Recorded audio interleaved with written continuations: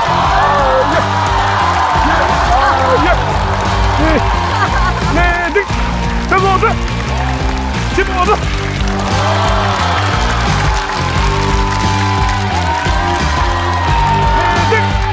我们是马大帅。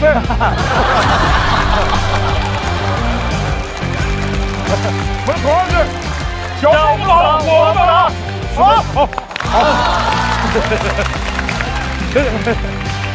回去吧。来，掌声，欢送他们去等待区啊！让我们掌声欢迎4大天王队：哈哈桃、小齐、徐浩文、韩湘文。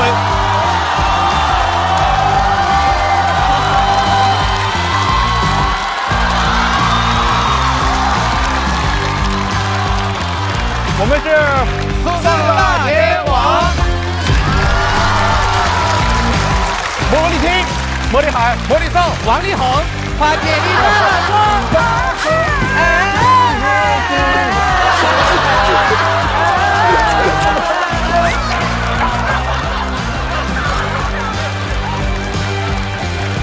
别练吧，你练吧，练着。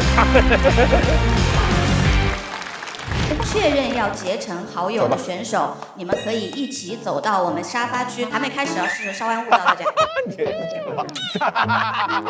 我以为先组完队可以先走，他着急上网，着急的走，我们。这几个朋友，我们交定吧。所以都是听到。妈妈。魔力兽他妈给他打电话呢，专业点，专业点。我拿我的法器给你收了。我们作为皇族足客，就会要推出一位新王。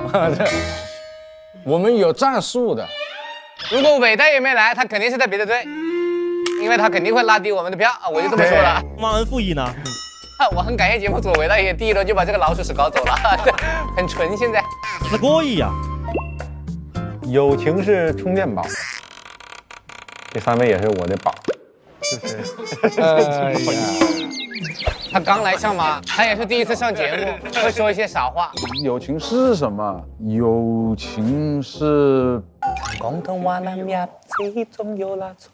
友情是不敢更多多從，美夢裏帶走意憔悴。友情就像音乐一样，你需要它，你的生活能变得更好，并非不是像说唱一样。我们是战友，战友，互相战友。对不起，对不起，对不起，没忍住，没忍住。这个东北血统有点压不住，不好意思。一起战斗的朋友嘛，战友嘛，一起对抗生活。你对抗李伟胜。马上要对战的这一组很有意思，一个是长沙的笑妈俱乐部，一个是大连的会笑俱乐部，人家都有厂牌，看着是个脱口秀节目，最后变成了厂牌之争，很像说唱啊。两位主理人都在吗？这个笑妈的主理人已经惨遭淘汰的韦大爷，来，有什么话给托付托付？主要是我要留在台上的话，又会拖他们的后腿，所以说提前淘汰。然后是这样的，因为秋瑞跟毛豆，我们二哥他们这组太强了。哎呀，讲这种话，讲的你看你这么这种。然后我们笑马本着是我不下地狱谁下地狱的这样的一个想法，然后 PK 了这个大连会笑，然后就是 PK 一下嘛，都是自家兄弟，然后观众会觉得比赛会好看一点啊。好，第一个咱就不是了。好，说的非常商务，完全在这段发言里面丝毫看不出任何一些脱口秀的气质。来，我们来听听会笑的主理人是不是能说的。哇，这么大压力吗？张嘴对包袱。Hello， 大家好，我是会笑喜剧的主理人宗宝。然后我昨天得到这个消息的第一反应是看机票，我说今天比完我们就一起回去了。然后节目组又跟我说让我放点狠话，说厂牌之间嘛，我说这咋放呀？人家那边有去年的大王、太子，还有今年的新王小齐，我们家这秋瑞的二哥叫毛豆。完了，输了，老板方面我们输了。这放狠话，我会笑必胜，打倒笑马。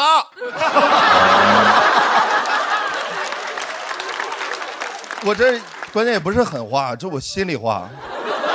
不是哥，我是说您的发言有点脱口秀气质，不用拼命，好吧？反正呢，大家看到了最强的战队现在要开打。第一位要出场的这位朋友，来自马大帅。去年他在节目里面跟我们分享过他在自来水厂上班的经历，还有后续，掌声欢迎毛豆。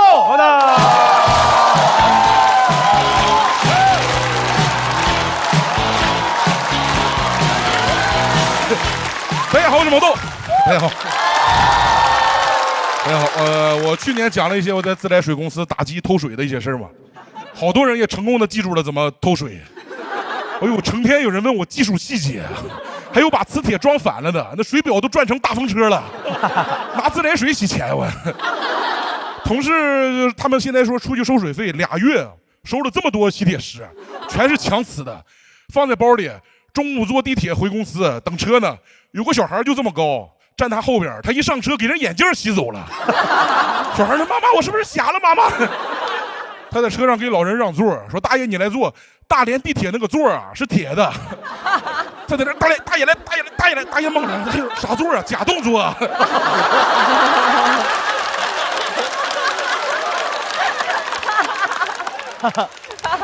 我第一次参加节目的时候还在公司上班，最开始我以为请1周假就够，最后比了6轮。回到公司，领导挺好，没给我开除，但是给我换了个岗位，让我在大堂干前台接待。就我这个气质还接待，我这个气质都是干借贷的，真的。大堂都是行，大堂以胖为美嘛，大堂。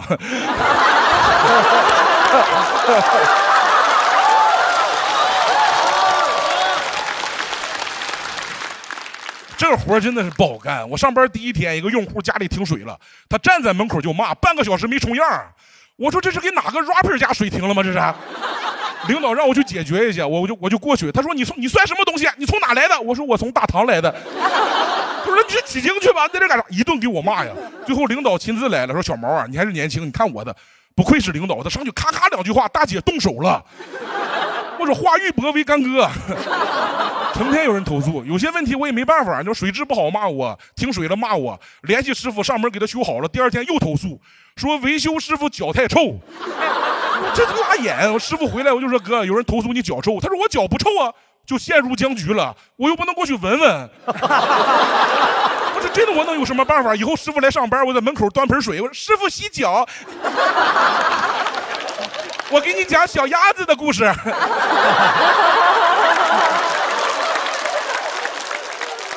还有个大爷坐了2个小时公交车来交水费，下车发现没带水卡，就急眼了。我说那个用户，他说用什么户？你看你胖成这样，公司要你们这帮废物有什么用？又坐2个小时车回去拿，回来我们都下班了，要我这个废物有什么用？我这个废物没告诉他，在网上就能交，不用拿水卡。有脾气不好的，还有各种莫名其妙的用户，真的非常奇怪。过来咨询说小伙，我这32块钱水费该交多少钱？我说32吧。他说小伙，我们家这个钢管是什么材质的？我说钢的吧。他说小伙，你们是自来水公司啊？我说对呀。你们这能不能交电费？我说交不了啊。干了2月，我感觉都被同化了，真的。我中午上食堂打菜，我说师傅，你这个葱爆羊肉是什么肉啊？师傅说啊，你怎么知道是合成肉的？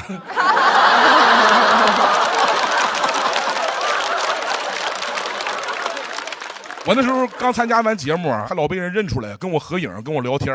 真的像我这种真的在营业厅营业的艺人不多，真的。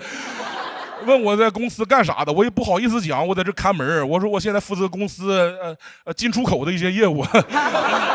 有一次2、3个大姐在前面排队跟我照相，后边大爷满脸问号，说咱这交水费是必须先合影吗？不让直接交是不是？而且我那个前台啊，连台子都没有，只有个凳子。公司那个电话、座机都没地方放，我都得抱着。没办法，我是脱口秀演员嘛，不能让话掉地上。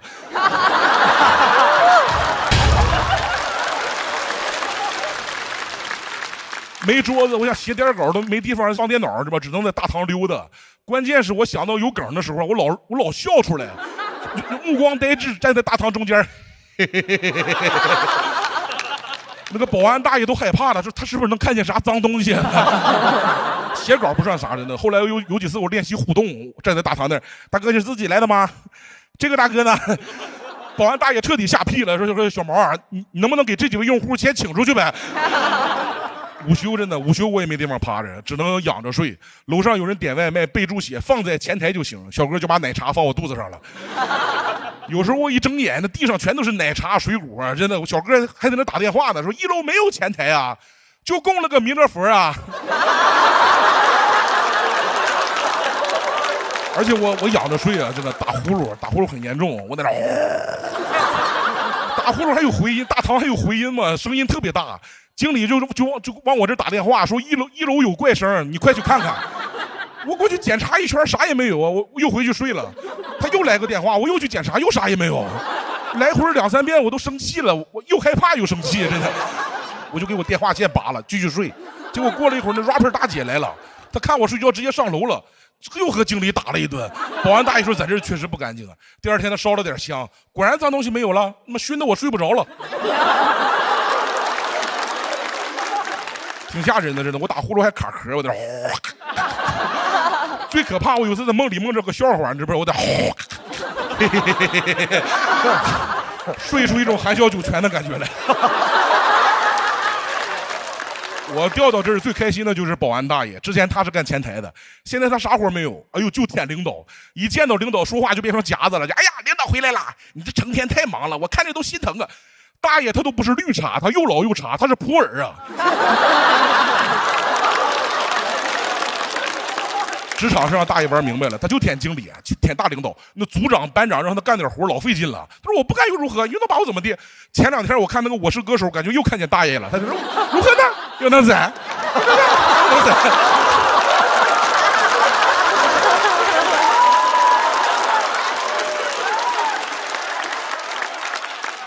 他天天闲着没事，成天刷那个短视频，研究风水，说公司风水有煞气，在每个办公室门口挂一块八卦镜，说避煞。我每天中午睡觉，那个八卦镜都从各个角度把阳光折射到我脸上，我在那躺在那印堂发光，还在那打呼噜。路过的同事都懵了，说毛豆是不是烧开了呀？他屋里还有这么大个水晶球啊，50块钱包邮的，放在窗台上，在夏天一个阳光明媚的午后，给他沙发点着了，我都没想到风水也这么燃。大爷身上全都是串儿，哎呦，菩提、橄榄、核桃、酸枣仁，感觉像把哪个松鼠的窝掏了。大爷进屋给外套一脱，我说大爷行啊，你还是5仁馅的呢。大爷，我告诉你，我这都是文物。我说行，告5人。真的，大爷还有一块和田玉，那个绳特别长，都快挂到肚脐眼上了。第一次跟我显摆说小毛，我给你看个好东西，真的。我说大爷，你要想提裤子，你从下边提呗，真的。他天天拿着盘，问我，你看这包浆透不透？你看这个光泽透不透？天天盘，终于给那个玉的绳啊给磨断了。那天在我旁边掏出一根空绳来，我吓一跳。我说大爷，你这个玉啊越来越透了，我都看不着了，真的。我最后要辞职的时候，大爷还劝我说自来水忘我，他说水呀就是财，自来水就是自来财。我说怪不得这个鳖老仔脖子上喜欢挂玉牌。我也想一边工作一边演出的，但有些演出确实推不掉，我就只能请病假。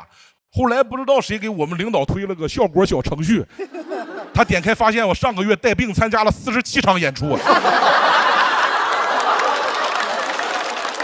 确实来裁了，亲自下来把我裁了。我其实无所谓啊，我说大爷说完了，你走了就得我干前台了。我说啊，如何呢？又能怎？大家我是毛豆。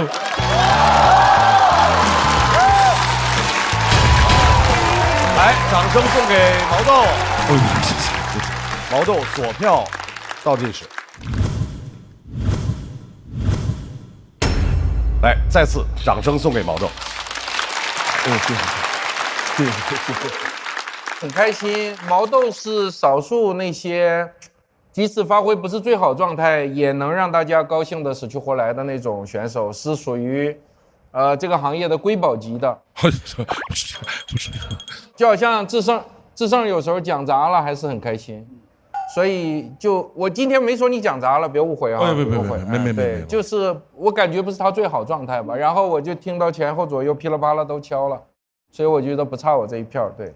但是我觉得但是特别开心哈，因为毛豆一上来就感觉过年了一样，扑面而来的感觉，他特别精妙，他讲那打呼噜那事儿。是吧？自个儿打呼噜自个儿不知道，太逗了。我以前碰见过那打呼噜的，是不是那个打完呼噜旁边声控灯的？我们在旁边身边蹦迪的呢，就是这样。我特别喜欢他讲那个，就是他那个大唐以胖为美，那个太生动了，真的是因为刚好配上毛豆的形象。对。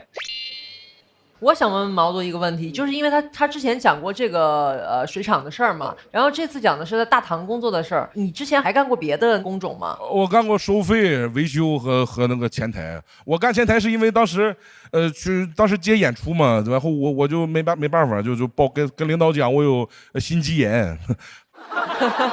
你有心肌，但是炎呢就差不多。对，心肌炎，因为我查了很多，心肌炎就是表上看不出来嘛，表面看不出来。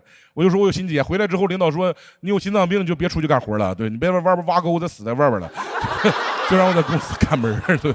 结果那个47场那个暴露了。我是听完以后最大的一个感慨就是，我觉得真实的生活永远比观察生活要有意思。因为这个就是毛豆他自己经历过的，就比上一次你讲你去参观那个木乃伊的展，我觉得就是好，我个人认为好特别多，因为这就是你真实经历过的。所以毛豆确实是，几期节目下来都是给大家留下最深刻印象的选手之一，就是因为他对这个舞台的掌控，包括任何题材都能够被他爆炸式的演绎的这个能力。再次掌声送给毛豆。在等待区稍微休息。要和毛豆进行对抗的来自4大天王队，就刚刚他被这个说唱圈正式的认证为他是一个脱口秀演员。掌声欢迎哈哈草。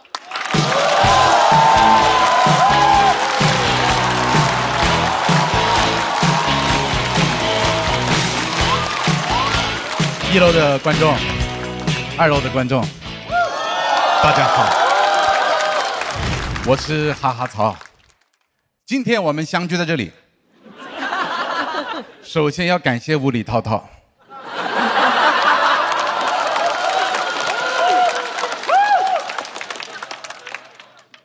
我本来今年是把重心放在了说唱上面，原计划我这会儿应该在那边比半决赛了。哎呀，我接触说唱8年，做了30多首歌，第一次参加那个节目，获得的评价是隔行如隔山。我去年来录这个，他们也说我隔行如隔山。人心中的成见有2座大山在我这里。我有个说唱 homie 黄宇龙，他前几天看完黄子韬淘汰我的那个 cut， 他给我打电话，他说我一开始打算狠狠地嘲笑你一番 bro， 结果看了一半，我替你尴尬。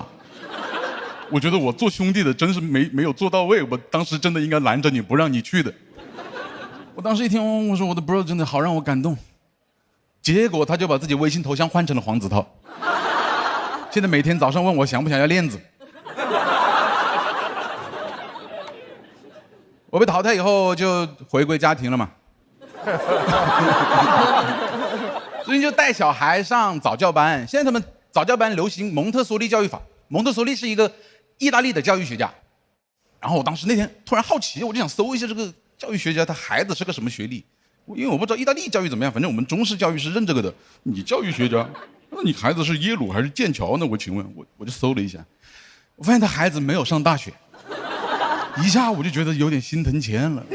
我说这蒙特梭利教育法还不如李鸿辉教育法。李鸿辉是我的妈妈。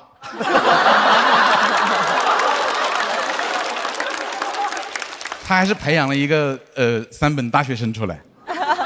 我就觉得蒙特梭利教育法，他那个理念听上去就没气势，说什么让孩子自由自在的成长，孩子自己就会成才。我感觉他有点不想管，他就是。李鸿辉教育法就有气势的多。我娘每次教育我之前都会看着我的眼睛说，我生得你出，我就掐得你死，晓得不？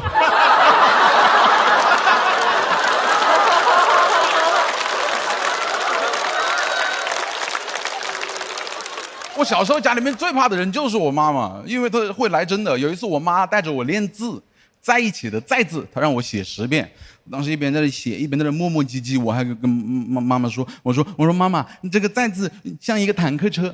我妈妈一开始也耐着性子，她说，哦哟，我们家宝宝真的好有想象力。妈妈觉得也像一个坦克车。磨蹭了半个小时吧，我那10个在字还没写完，我妈就开始忍不了了，她对着我坦克坦克坦克。给我人都打懵了，他对我发起了闪电战。我感觉当年德国打波兰的时候，波兰跟我一个反应，我说怎么一下这么多坦克就过来了？真的，所以我真的特别感谢我妈妈，她教会了我尊重女性。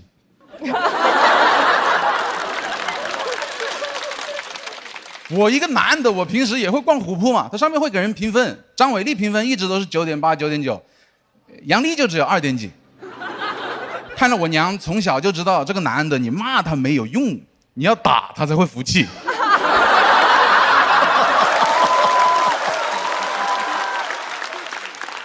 我现在就对我妈的教育非常的服气，我觉得她教得好，我觉得我妈这个就是因材施教。我是什么才？我是不见棺材不落泪的那种才。这个有些道理我只能在眼泪中明白，你晓得吧？我小时候真的很调皮，有点讨打的。有一年我在宁乡，我外公外婆家，然后外公外婆是养猪的，他们有一天出去打麻将去了，我一个人在家里无聊，我就去找猪玩。我跑到那个猪栏屋，我冲过去，我先言语挑衅那个猪，我说你是猪。那个猪也没反应，我就有点生气了。我加大了我挑衅的力度，我拿了一根小棍棍，我就捅他鼻孔。我往那里一转呀，我就后悔了，我感觉我打开了潘多拉的盒子。我往那一转，那个猪喂的一下飞了出来。他一落地，我们一人一猪都愣了一下，他估计也没想到自己能跑出来。他跳出来以后就开始追杀我，我边哭边跑，边跑边哭，真的，哪怕到现在，我回想起当年被猪追的细节，我都觉得很害怕。冷知识，成年的猪是跑得比未成年人要快一些的。我当年为什么没有被那个猪干掉哦？哎，不能讲这个黑怕词汇了，不好意思。我当年为什么没有被这个猪干掉？首先，我想可能是我爆发了肾上腺素。再一个就是那个猪前面它一直趴在那里，它没动，它突然喂的一下飞出来的时候，大腿拉伤了。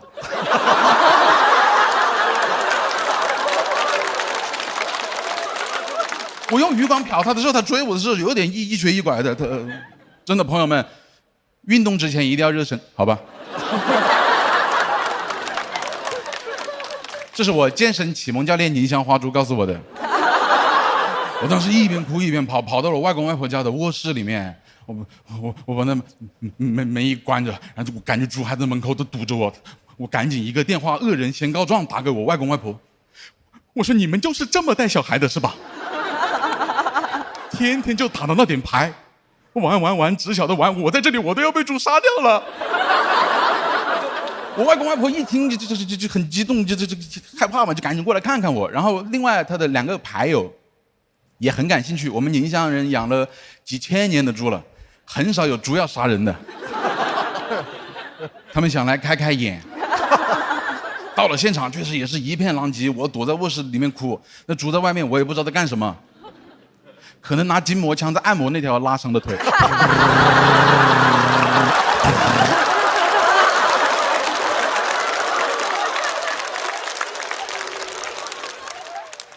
外公外婆一进去就抱着我安慰我，说没事了，一切都会好起来的。另外2个牌友作为旁观者，还是发现了一些端倪，问了一个我差点就回答不上来的问题。他们问我，哎，这个猪栏屋离你这个卧室快有100多米远哦，哎，怎么那个猪就突然要过来杀你嘞？我说我不晓得，我刚刚在这里做作业做得蛮好。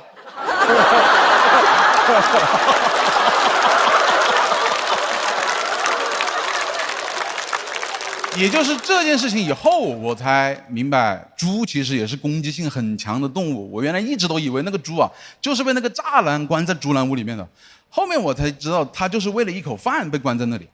今年来录节目呀，我看到很多选手呀，都喜欢升华，我也想试一下，来升华。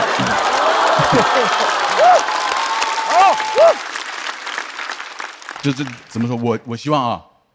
大家啊，没事的话呢，就不要拿东西捅别人鼻孔。谢谢大家，我好好。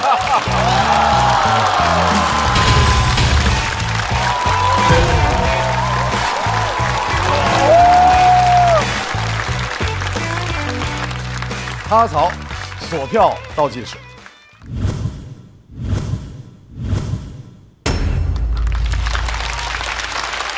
哈槽为什么想分享这段故事？因为本来是开头是别的嘛，然后最近那个视频就刚一播啊，对我心里产生很大的波澜。我最近毛豆学黄子韬一直在学我，你晓得吧？在后面。来，我们看一下什么样。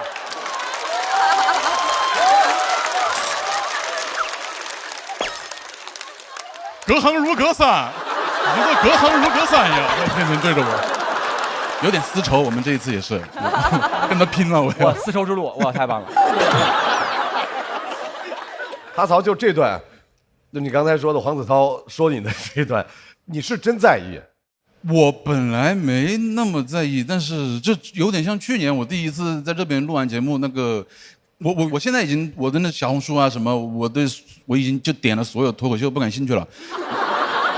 今年我把说唱也点不感兴趣了，你们晓得吗？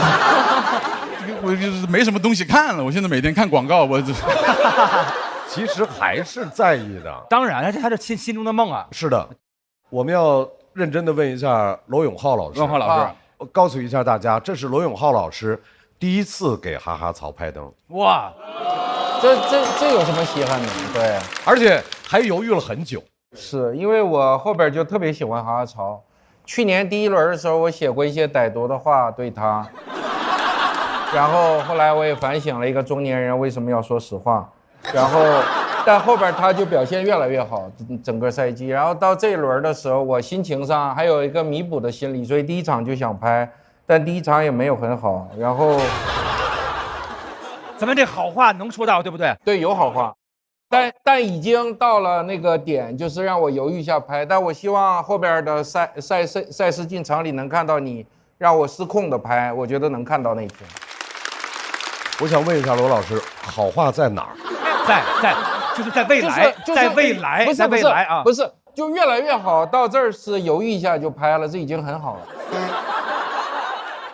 我特别喜欢哈曹，他每次讲的东西我都特别的觉得很亲切、很鲜活、很生动。然后包括他讲小时候调皮跟猪的趣事儿的时候，我其实也想到我小时候有一些调皮的事儿。我小时候干过一个事儿，就是我想要一个滑板，但是我们那个年代滑板是一个奢侈品，而且其实没有那么容易买到。我就把那个算盘踩算盘上给翻过来。自制了一个滑板，指压板嘛，那不就是？我想就是找那种坡，然后就在上面滑，所以我的算盘其实烂得特别快。那是人没事就行啊。海源老师，我非常喜欢哈曹内容里面，他有一些特别神经质的梗，就是猪拉沙、按摩枪，对，然后拿那个筋膜枪在那里。我觉得这种梗是非常有想象力的，然后我很喜欢这一类的梗。我觉得哈曹他自己的风格就是非常童真，非常有想象力。我觉得这是作为一个脱口秀演员非常宝贵的一点啊！不要去说唱了啊！再次把掌声送给哈曹，同时我们也要把毛豆请回现场。最终他们获得的支持到底是多少？请看，2个肯定都270。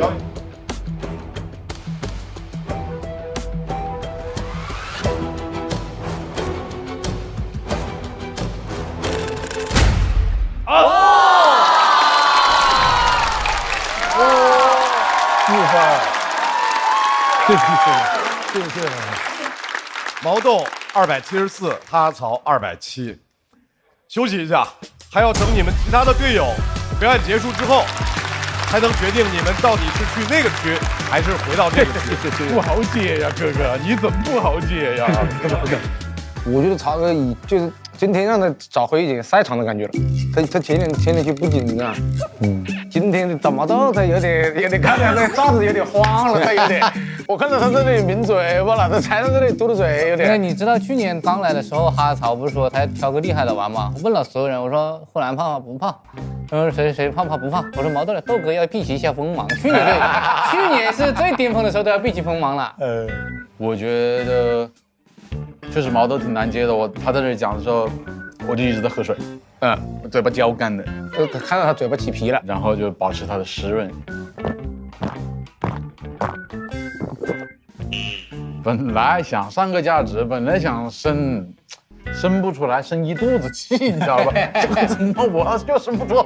曹哥本来想说，曹哥第三人称，曹哥说事儿，曹哥说事儿，生活本身就有价值。毛豆就是我心目中脱口秀的底盘，就是毛豆说什么我都觉得好玩，他就是生编呀，他那些故事根本就没有发生过，我敢保证，他顶多发生过3%，97%都是在那坐着生编的，他就在那自个儿咯乐，他就能想出这些东西来。你说是啊，就跟地方写歌、作曲家，好都是一样的。没有什么现成的歌。你说这世界有什么歌啊？他就是看见了一个东西，看见了一朵花，看见了一个景色，看见路上一个人，他就突然想出了一堆东西，然后就是这么凭空就开始了。我问天，问大地，桃子在哪里？幽默在哪里？是不是在夜夜空里？欢迎来到脱口秀和他的朋友们第2季的第3赛段交朋友赛，欢迎各位的光临，欢呼吧！马上我们刘老根要派出来的是一位东北演员，刘老根啊。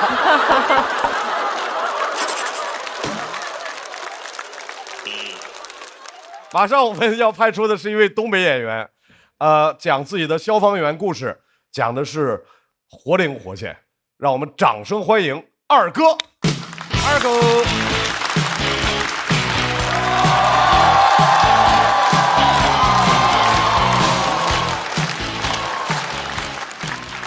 大家好啊，我是二哥，我的本职工作是一名消防员。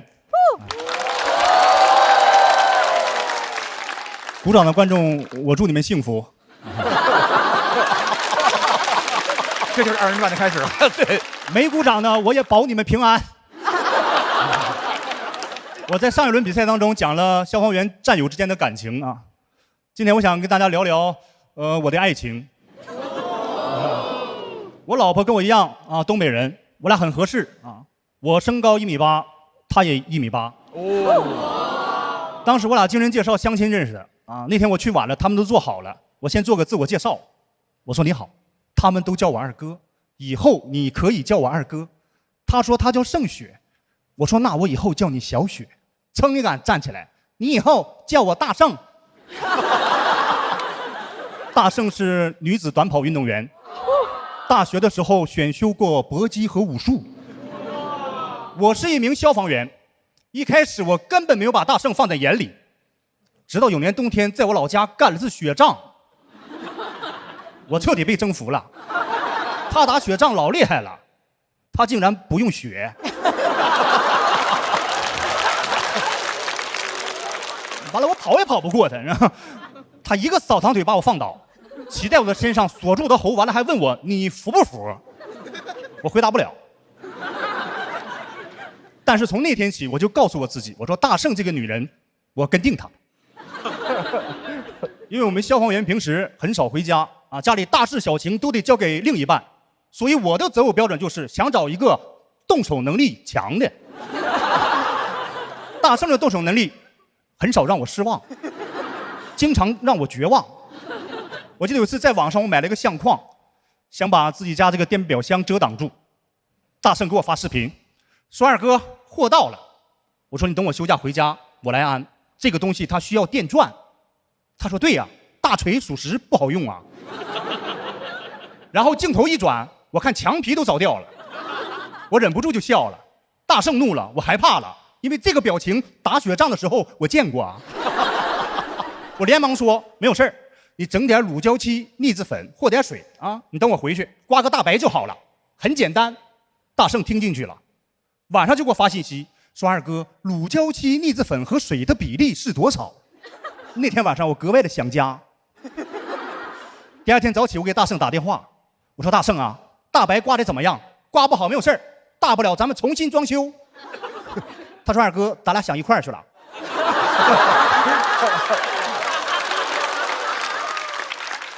大盛小我7岁啊，一般我俩在一起的时候都我照顾他啊，这是应该的。他一直想找机会回报我，功夫不负有心人。有次发生了意外，我右膝前交叉韧带断了，啊，我做完手术推到病床，当时麻药劲儿没过。大盛对我很好，帮我洗脚，还帮我剪脚指甲，我俩当时有说有笑。我躺着看着医院那个天棚，我一句他一句，我一句他一句，我一句我一句我一句，他没有动静。我猛地起身一看，满地沾满血的棉花球，我看着流着血的大拇脚趾头，我仿佛又回到了手术现场。哎，我看着就疼。大盛拿着棉花球搁那，二哥，对不起，对不起，咱是爷们儿啊！我马上起身，我说没有事儿，二哥不怪你，另一只脚先别剪了。后来回家养病，天天变着花样的给我做好吃的，全是他自己喜欢吃的。那天要给我炸油炸糕，早晨4点半起来和面。我说大圣，你应该注意休息。他说二哥，我不需要。我说病人更需要休息啊。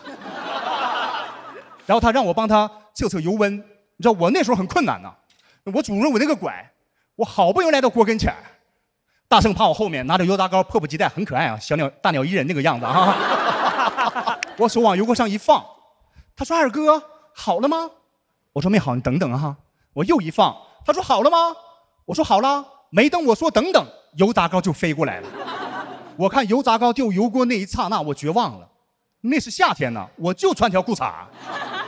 我想跑是跑不了了，我猛地一个转身，我把这条残腿抬起来了，我让它全方位挡住油锅。我想有什么苦难就可我这条腿造吧。当时烫了4个大包，还有油炸糕大了。我干14年消防员，我没被烫过。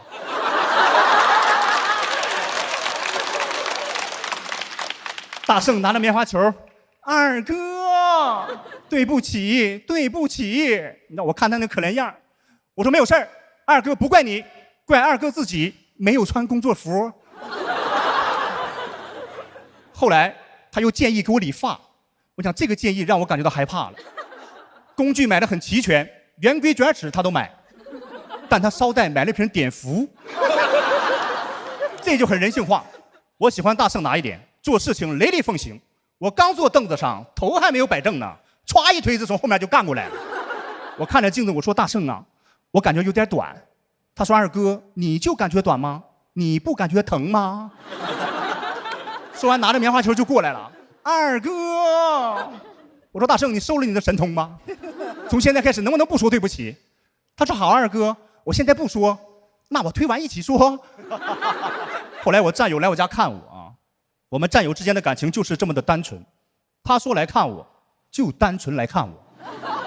一进屋啊，跟我探讨病情，指着我这条腿，说老二是这条腿吗？我说对呀。他说你这条腿怎么还有4个大包呢？哎，我你大拇脚趾头咋地了？我一低头，我说哎，我不想说。哎，我你头咋地了？他说你在家执行任务了。不行，给我回字吧，都得安全呐。后来送走我战友，我记得有一天我过生日啊，大圣在网上给我买了一台轮椅，要推我下楼遛弯。那天晚上我戴着口罩，穿着睡衣，他就推我下去，一边推我自己还发感慨，说二哥，以后咱俩在一起的路上有什么磕磕绊绊，我都陪你走过。我说那你现在能不能给我找条好路？后来来到一个陡坡，他突然停住了，我以为他要换条路，后来他让我握住。这个时候拿棉花球那个景象在我脑海里就历历在目了。我出于本能反应，我歘从轮椅上我就站起来，我说我现在感觉好了，要不我推你吧。我就这么样推着他，我就这么样推着他。你知道路过一个阿姨，看见以后很兴奋，很惊讶。对，这病就得这么练。指着我对象说：“小姑娘，你爸是不是脑血栓？”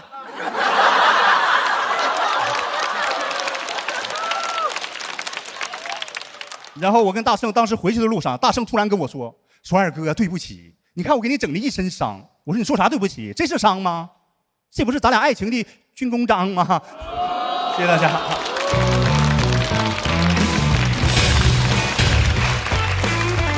这个周围很调皮。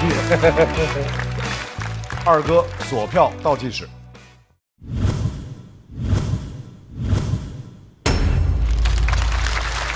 二哥，你媳妇儿知道你要讲她的这些？知道。那回去得受重伤了。给她都看了。对。她的感想是？她说写的还是有点轻了。对，为什么第3轮会选这个内容？因为我一直就想讲消防员这些生活啊。其实我之前，我没结婚的时候，我那个老队长他经常跟我说，他说消防员不容易啊，消防员老婆更不容易啊。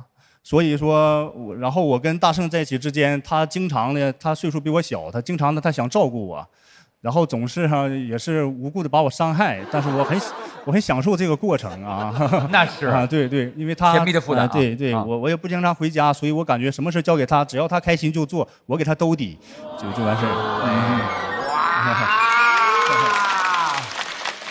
很甜蜜的一段脱口秀。多炙热呀！我拍这个灯是因为每回二哥演的时候，都让我想起来就是二人转那种感觉吧，我就觉得特别特别开心。因为我在没有看脱口秀之前，一个人说笑话在台上说就是二人转那个样，然后我第一次知道笑尿了是一个什么感觉。所以说那个二哥演的时候，总是让我能想起来，就是好笑的那种热情在哪儿。而且一上来就说那个就是那个二人转的开场，对吧？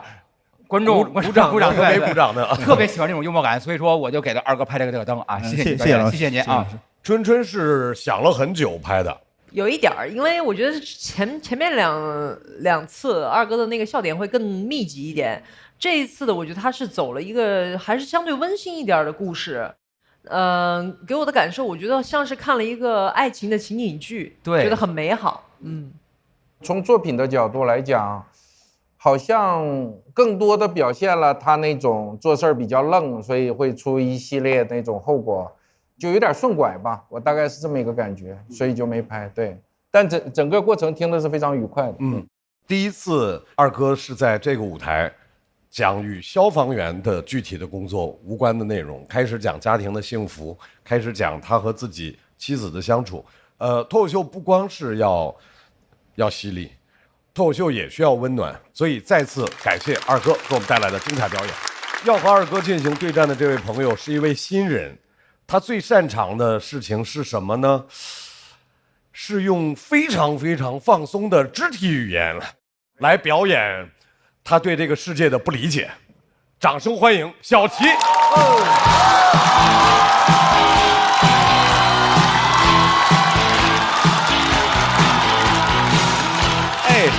嗨，各位好，我是小齐。我们这一组他们分别起名叫做四大天王，我挺虚的，因为他们都是什么大王太子，就我一个庶民。但哈哈曹说啊，在大王和太子旁边是太监。我当时想，我说你新说唱没见你这么有旁吃赖啊。但我一个新人，我能说什么？我说这。确实是还是一个平民演员啊，出去经常会演出的时候住一些廉价酒店，跟一些不熟的演员拼房。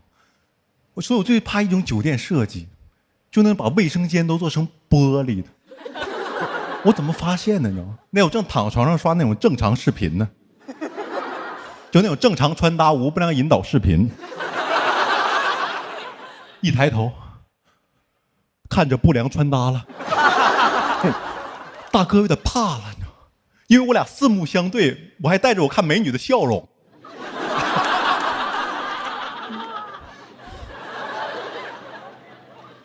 我当时就很疑惑，我问那个店员，我说为什么这么设计？你知道他告诉我答案，我都没听懂。他说为了让你洗澡的时候仍然能看到你的财物。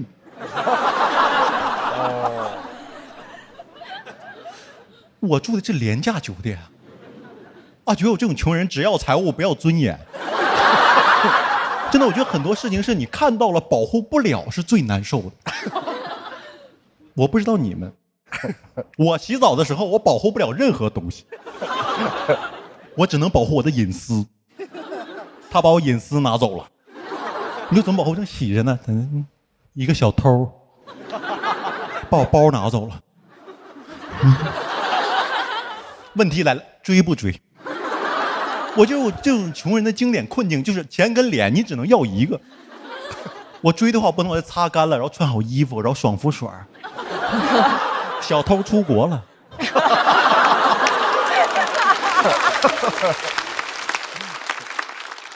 我也不可能直接追，对吧？正常人肯定说围个浴巾，然后赶紧跑出去追了。朋友们，你们见到这个画面，你觉得应该抓他还是抓我？你不会觉得前面有个偷包贼的，你会觉得这个暴露狂啊，快追上他了，然后等着对着他。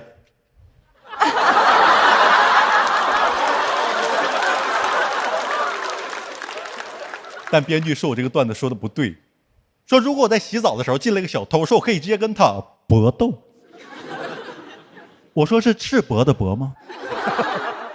我怎么就搏斗了？我弱点也太多了吧？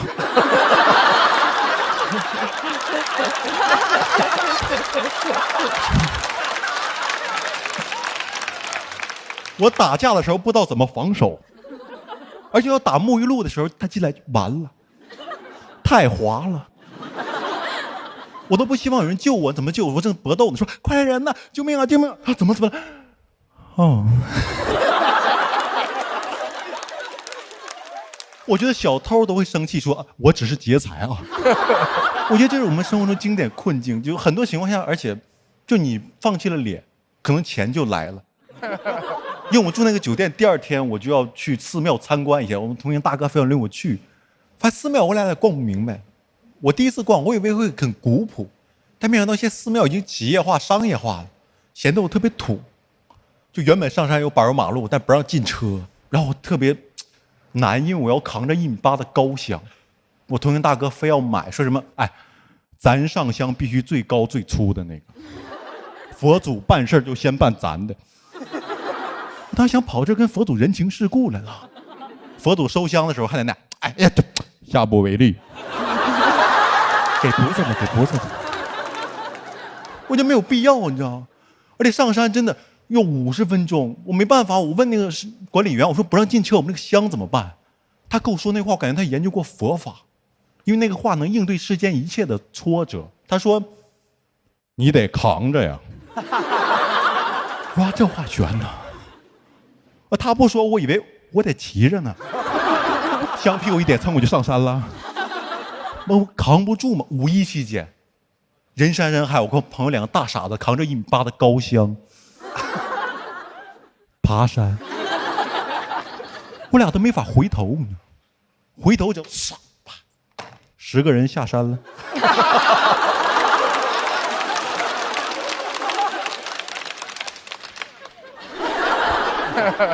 他就这么高，而且我正爬特别累的时候，我看一个车队上去了，你知道？我说不让进车吗？这是什么意思？他说啊，上面人家内部停车场，高僧的车上下班可以正常。我说不众生平等吗？而且这个规矩后来有的，我觉得最开始没有这个规矩，肯定是哪个高僧你要上班的时候堵车了，路怒了才有这个规矩。这我真想象不到高僧怎么路怒。我觉得肯定是那种什么，我阿弥陀佛的，会开车吗？个大施主，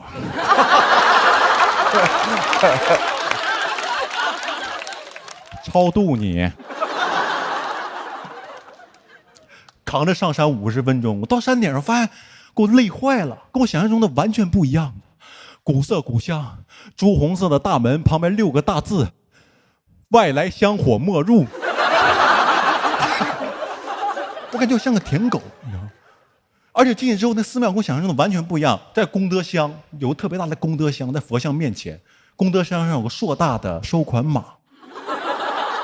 我说老板好厉害呀，他能替佛祖收功德，他不会扣佛祖手续费吧？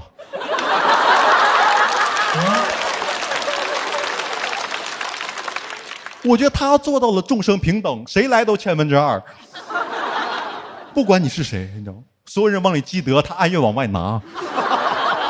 门口还有人劝捐，说施主行善积德，积累佛缘，但我没敢给。虽然他着装规范，但是发型不符合规定。别说戒疤了，他还有刘海儿。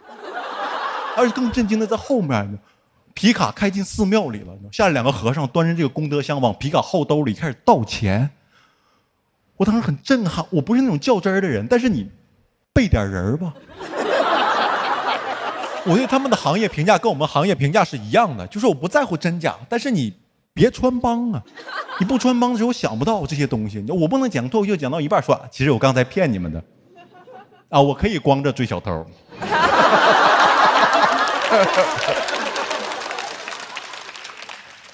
你不穿帮，我还以为那个功德箱里面是个黑洞呢。钱放进就不知道哪儿去了，但他说完我就开始怀疑一切，我怀疑这个寺庙已经上市了，我怀疑方丈穿的袈裟是巴黎式袈裟，我都怀疑我一扫那个码，佛祖身后响起声音说：“佛祖账户收款2元。”后来爆出来，他们确实是个假寺庙，他们在非法普度众生。谢谢各位，我是小齐。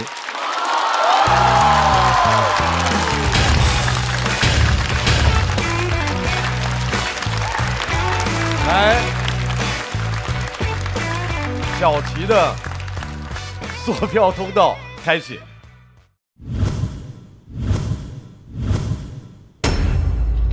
各位，来，大老师说清楚自己为什么不拍灯？你在犹豫什么？咱就是说，这回他就没到这个拍的这个点儿。因为小齐第一回、第二回都是给我心目中感觉这次是能拿大王、黑马这样的存在。但是不管怎么样，我听这回这故事，反正我是觉得挺好玩的，但是我没有让我能情不自禁的像前两次这样拍的这样一个意愿。哎，你在之前演的时候，这个过程是跟今天很不一样的，对不对？观众反应啊，或者因为大家正常这个放在我专场的中段啊，我前面讲完我2期段，那么中段上有小城市，大家很理解我为什么会有这样的想法，是，然后有这样的困境。然后突然一上来就讲这些东西，会有一点点别扭吧？是，就是别扭在这个点上，然后所以没有拍啊，您能理解是吧？我太理解了，大老师，谢谢您，谢谢您啊，谢谢您。小齐这个我线下看过，那天是我偷偷去看的，没跟他打招呼。然后就我刚才一直在想，你这段演出跟我那天看的有没有区别？还是我自己的脑子里可能有点杂念，会有某些小细节处理的不太一样，可能是。谢谢罗老师。我觉得这是个比赛嘛，那比赛如果看现场效果的话，它只是其中的一个要素。如果这个没有达到的话，我看其他，那他今天除现场相对的温一点以外，其他他现场的节奏、表演，包括内容表达，我觉得全都非常非常好。我个人非常喜欢，但是我就有一个遗憾，我觉得应该还有一番啊。你前面讲了一个穷人在洗澡时候的困境，这个荒谬，然后就是我们在追求信仰的时候某种的，就是这种宗教场所这种荒谬，然后就没了。我以为还会有一个，所以我最后我觉得结束的有点仓促，以至于我拍灯都有点仓促。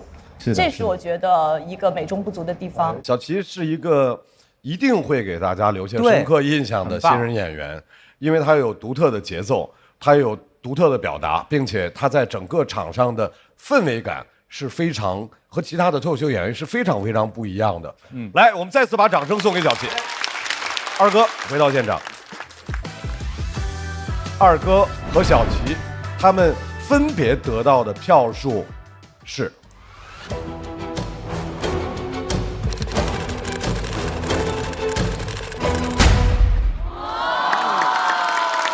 二哥195，小齐236，再次把掌声送给二位。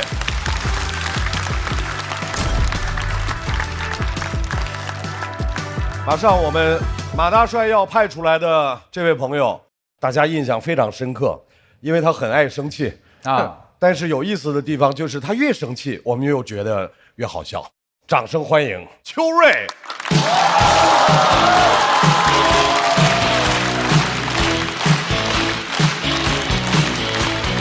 Hello， 大家好，我是邱瑞。我们平时会去各地演出嘛，到那种老同学在的城市，就难免要聚一聚。听他们教我怎么讲脱口秀，229下肚，他们真安慰你啊，说瑞哥，你今年不就是没上节目，你愁啥呀？我就觉得你好笑，你比赵本山好笑。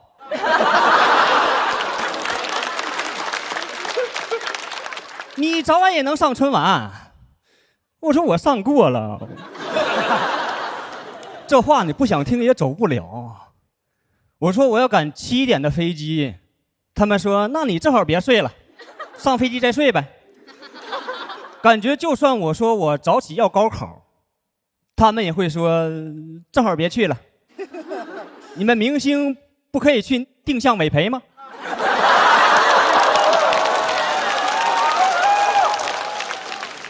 关键他说让我上飞机睡，那是一个你想休息就能休息的地儿吗？你说你去机场睡一会儿吧，大机场的登机口又特别远，就浦东机场那个 H 口，通道比我命还长啊！我不知道为啥，我每次都到机场了，想去那个 H 口还要坐一段地铁啊！我心想，我不是坐地铁来的吗？你们修地铁的时候就差这一段？你要修到沈阳，我就不坐你飞机了吗？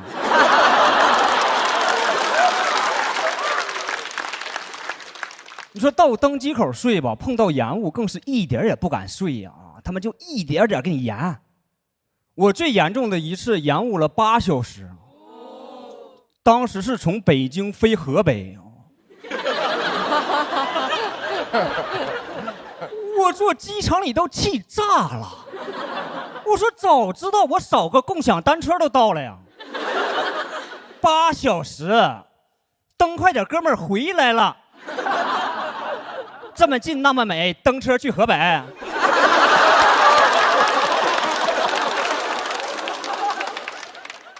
而且我觉得他们解决延误的方案也特别不合理，就是让你去买那个延误险。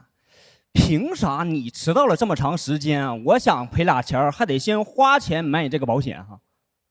哎，按照你这个逻辑讲哦，以后我上班迟到了，老板不应该扣我钱呢？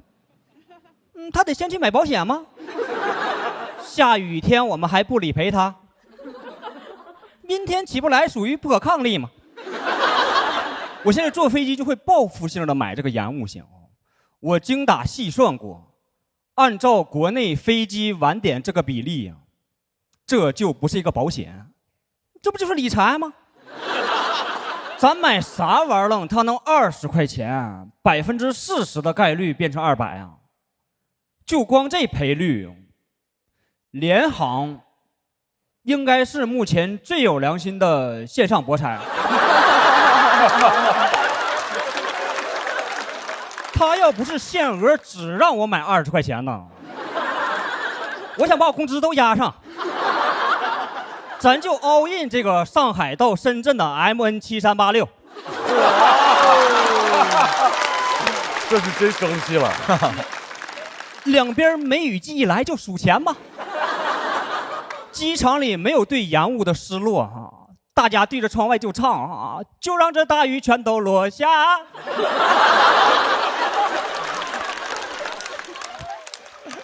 你上了飞机更没法休息了，飞机上就没准备让你睡觉啊，就他们会给你准备一个小桌板，然后再派一堆空乘盯着你不让你用。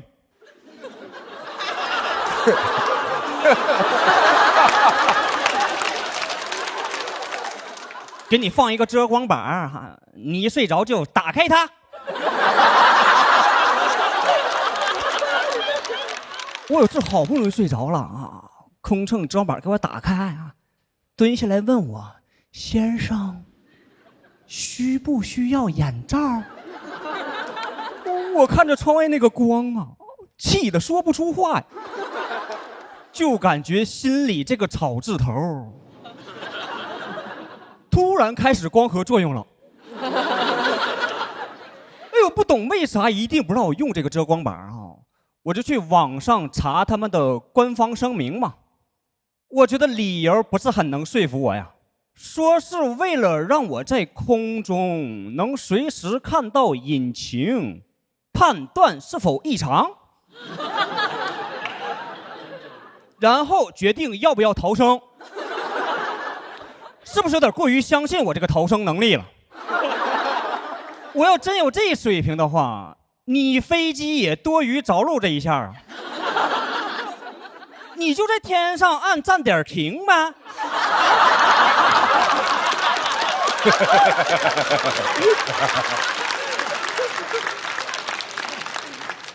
机长一边开飞机一边喊：“上海要到了，没有下单。”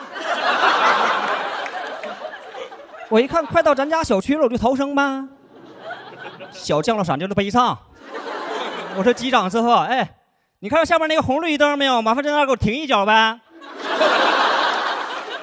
但我觉得这件事更荒诞的一点啊，是那帮坐头等舱的人，他们的座椅被安排到了飞机翅膀前面。哎，这帮最应该惜命的人，打开遮光板也看不到引擎异常啊。不是你们命更贵，不应该自己多盯着点吗？啊，全指着我呢。当然，这种想法是不对的，我也不敢当着空乘面说，因为他们的规矩都在保护我们嘛。我感觉他看到我睡成那个死样子，心里边肯定也有草字头。很可能嘴上说的是先生，需不需要眼罩？但心里边想的都是让你打开遮光板，你不打开你叉叉。谢谢们，谢谢们。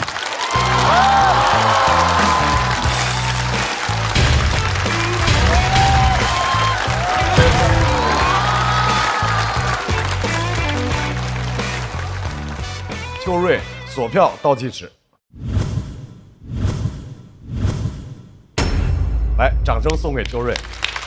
秋瑞，当你大声的说出来了航班号的时候，我和大老师互相看着说：“哇，这是真生了大气了。”对，那天怎么了？哎，那是个编的，那个我们特意规避了，没有那班飞机啊。哦，另外一个问题就是打开遮光板让能看到引擎，这个理由是真实存在的理由，对不对？我去网上查的是这个理由。真是这个啊。嗯。我们自个儿看见了，能怎么样啊？是啊，我上飞机那一刻不就把命给你了吗？对吧？对呀，所以这不真生气了吗？不是这个事儿特别奇怪，每个航空公司都有一套说法。就是我之前在美国出差的时候坐飞机，全程它就都关着那个遮光板，早晚就是全程，起飞降落什么全是关着。然后我觉得有点闷的话，我就开了一点缝。觉得有点闷，那也不透气啊，那个东西有点闷还行。眼睛觉得眼睛有点闷啊。我以为您那个飞机能开窗户呢。打开窗户，打开窗有一个眼儿，然后出一吸管出去，这么着一直在。但我的确观察过那个引擎，有一次可能深夜开的时候，那个引擎不知道为什么它会像爆炸一样不断的闪光，有那个红灯，那个我嘣嘣那个不是红灯，你感觉是那像有火光一样，我就很紧张，我还跟那个空姐说了，我说这什么情况？还拍《西游记》呢啊！呱呱的云里头全是光，对，感觉特吓人。他刚才有一个地方特别好，就是那个空姐把那个打开以后说您要不要眼罩，其实都是在那个动作等于被暂停之后，他写的一大段，大概有那么2-3分钟，我觉得那是非常棒的一个文本。我觉得每次秋瑞的表演，他的这种生气状态都会激发我们每个人去想共鸣。我生活当中遇到的那种不合理的，我觉得这就是秋瑞每次脱口秀最大的贡献。是。秋瑞每回演的时候，他生气的那个点，他老停那，然后你们大家一块想，哎，是这样，是的，跟着一块生气，那个点特好玩。没错没错。我生气的点还在浦东 H 口，因为这个确实是我有共鸣的。浦东、北京大兴，还有天府机场，还有那种就是你过了安检就能看见那个口，从来这辈子没在那儿登过机，你发现了吗？就是那个东西是个摆设，是吧？我都坐好几百回、1000回了，从来没在那最近的那个口那儿登过机啊。登机还好，下飞机没有过。我有想过一个解决方案，一个行李箱是带那种电动轮的，坐在上面，它不就可以解决这个问题吗？但是我后来觉得太羞耻了。哦，对，有好多人那种上海大姐穿一大裙子，直接在这飘过去的，上课那个。所以，优秀的脱口秀演员对生活的发掘，再次掌声送给秋瑞。秋瑞这回让我看到了前几季我看见秋瑞最喜欢的样子，他就是骂完街之后等着大家一块儿，觉得是真可恨，然后就是那种感觉只有秋瑞有，独一无二的那个样儿。这组的对抗当中，最后要出场的2位是一个漫才组合，在前2赛段，他们已经用他们的实力征服了观众，让我们掌声欢迎徐浩伦、谭湘文。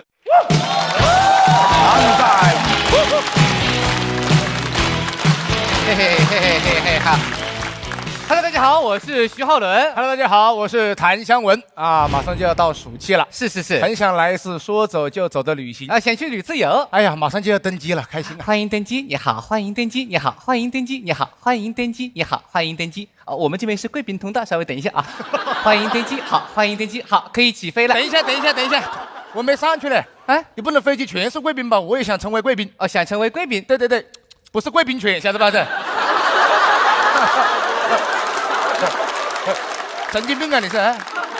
我想成为 VIP 哦 ，VIP 一个人包了机了。你还想一个人包机了？对，就一个人体验飞机。我一个人。OK， 欢迎谭先生登机。哦，你好，这边是您的座位。好的，帮您把行李放上去。好嘞，包也放上去，把礼也放上去。我不上去啊！我在这里蛮好，我不上去躺板板，好不好？好。谭医生你好，欢迎乘坐本次航班。我们的飞机会在待会的安全演示以后开始起飞。好的，请您稍作等待。没问题。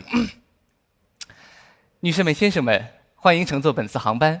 如遇什么紧急情况，您的左手会托了一枚氧气面罩，您的救生衣在您座椅的正下方。Ladies and gentlemen， 在你的左手边。在我的左手边有什么东西啊？这是什么口音啊？双语，双语，为什么这两个我都听得懂？是为什么呢？我不晓得，可能有国际友人。没必要，没必要，我的包机对说中文就可以了。哦，女士们、先生们，接下来是一则飞机广播。广播，美团闪购30分钟送达下一代购物方式。哎呀，还是个商务舱呢。谭先生，欢迎登机。好，就是遇到什么紧急情况，请您不要慌张，请您做好安全逃生姿势。蛮虔诚的在这里啊。哪里安全了？双手抱头好不好？更加丑了，知道吧？随便快点起飞吧。请您稍微等待一下，因为您是包机，还是要介绍一下本次的机组成员。没问题，没问题。我是本次的乘务长，这位是 Cherry Pili。Cherry Pili 是本周的接榜歌手。你有毛病吧？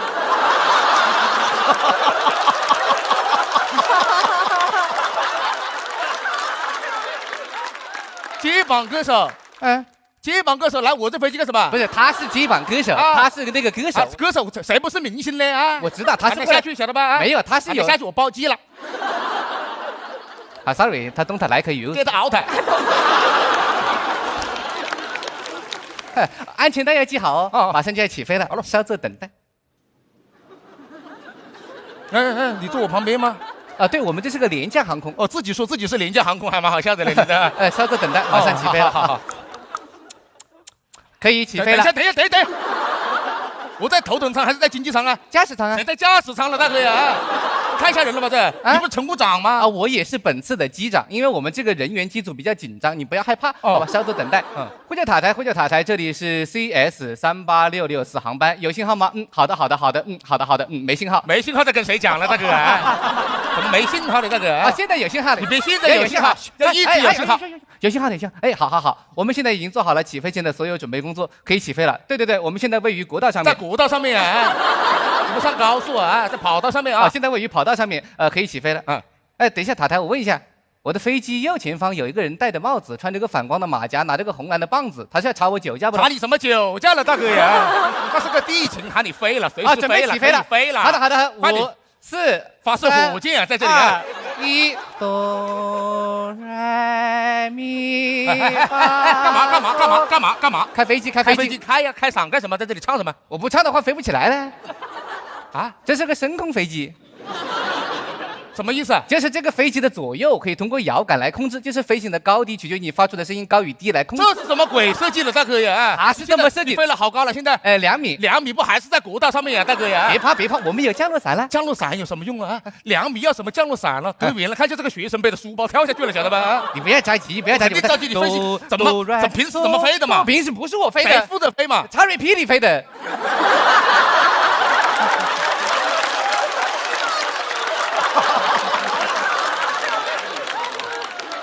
你的接榜歌手负责你飞行的高度的呀，那不然我喊他过来干嘛的？没有这么搞的吗？你把他赶走了，怎么飞嘛？现在反正我唱不上去了。要不你试一下？我不是飞不起来，你没办法，那就飞1米，那就别飞了，那就大不了。我飞，哎呀，呀啦嗦，那就是青藏。高一点，稳一点，有点抖，要稳一点。高，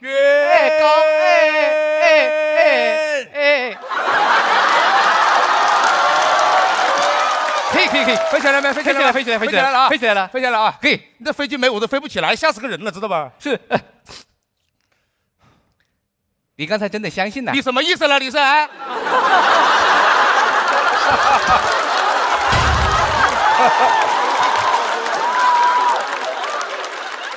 你要干嘛？你到底要啊？他你到底是怎么飞的？你说他可以通过声调来飞。你要实在唱不上去，我拉个摇杆。你直接拉摇杆会死的，在这里啊！我不是想让你放手放在上面，自动驾驶了。我只要负责起飞跟降落就可以了。现在自动驾驶了是吧？放轻松一点，吓死了！风景这么好，放松一点嘛。我问你一下，我包机了，就飞机上面就我们2个人。那我可以。我晓得。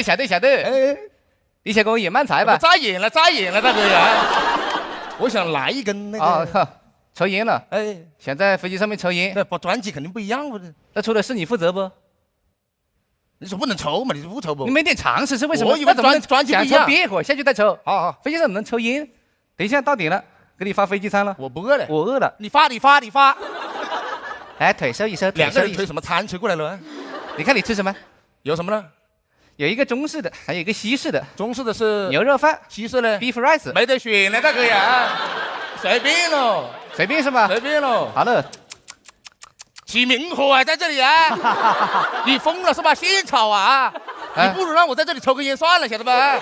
不是不吃了，不饿是吧？我不敢，晓得吧？哦，我以为你推个餐车推个灶台过来了，在这里啊。哦，哎，我想起个事情。什么事？你上飞机之前，我是不是没给你做安检的？老子都飞到平流层开始做安检了，那总比不做好嘛。你刚刚起明火都没事了，大哥呀。那我有什么其他的安全隐患呢？我那个要例行检查。查。行李箱在哪里？这是行李箱是吗？密码锁啊？对，我猜一下。对，我告诉你快一些好不好啊？哦，3个3。哦，1 2 3，1 2 3。哦，东西蛮多。我问一下，就万一查出那种不能带的怎么办呢？丢掉。丢掉啊？嗯，要不然留在飞机上出事你负责不？短袖，拖鞋，袜子。哎，你平时不穿裤子？你不穿裤子，晓得吧？哎，没事不穿，你不能没找到裤子，就是我没穿裤子，晓得吧？有裤子了，在这里。哦，裤子，我就说，火柴。这个我可能忘记了，放在口袋里面。哎呀，那丢了，要帮你把衣服丢掉啊！哎，丢错了，晓得吧？啊，丢火柴了，谁丢衣服的那个？丢反了，知道吧？丢火柴，点燃了丢啊！干什么？烧起来了，这个烧起来，谁烧起来了？你这是？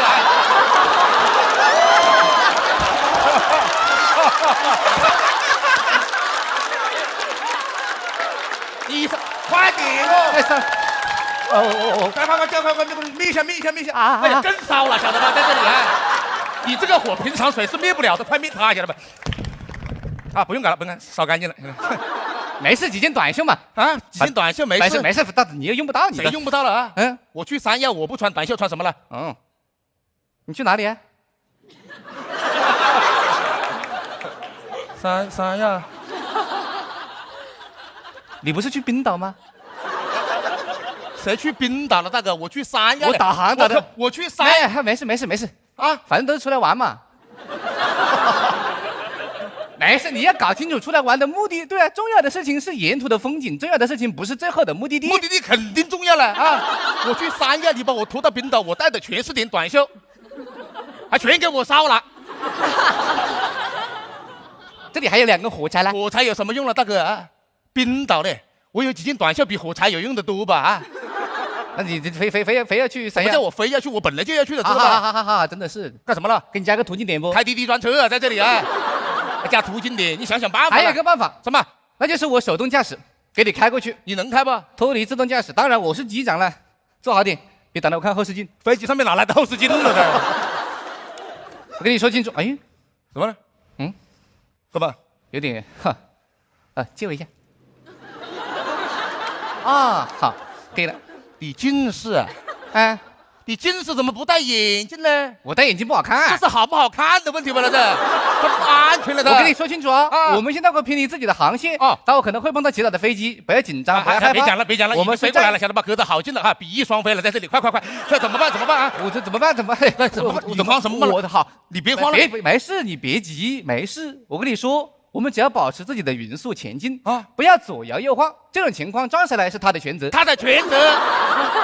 飞机的哥哥啊，碰一下就没了，你把我命当命搞了，好不好啊？晓得。快点避一下，往左边避。避，这么难拉吗？慢，没事，别急，快点，上哪呀？在这里啊，快拉！哦，好。喂，什么？先去湖南？凭什么啦？我去啊？我不去。好了，谁去湖南了？我已经落地了。就落地了。可以，我晓得了。我不落地了。好了，那怎么了？为什么去湖呢？是不是？那怪谁呢？怪我吗？那还不是怪你，非要上飞机之前把那个什么叉瑞霹雳改下去。怎么了？好了，他才跟我说什么？我是本周的接榜歌手。神经病！哎呀！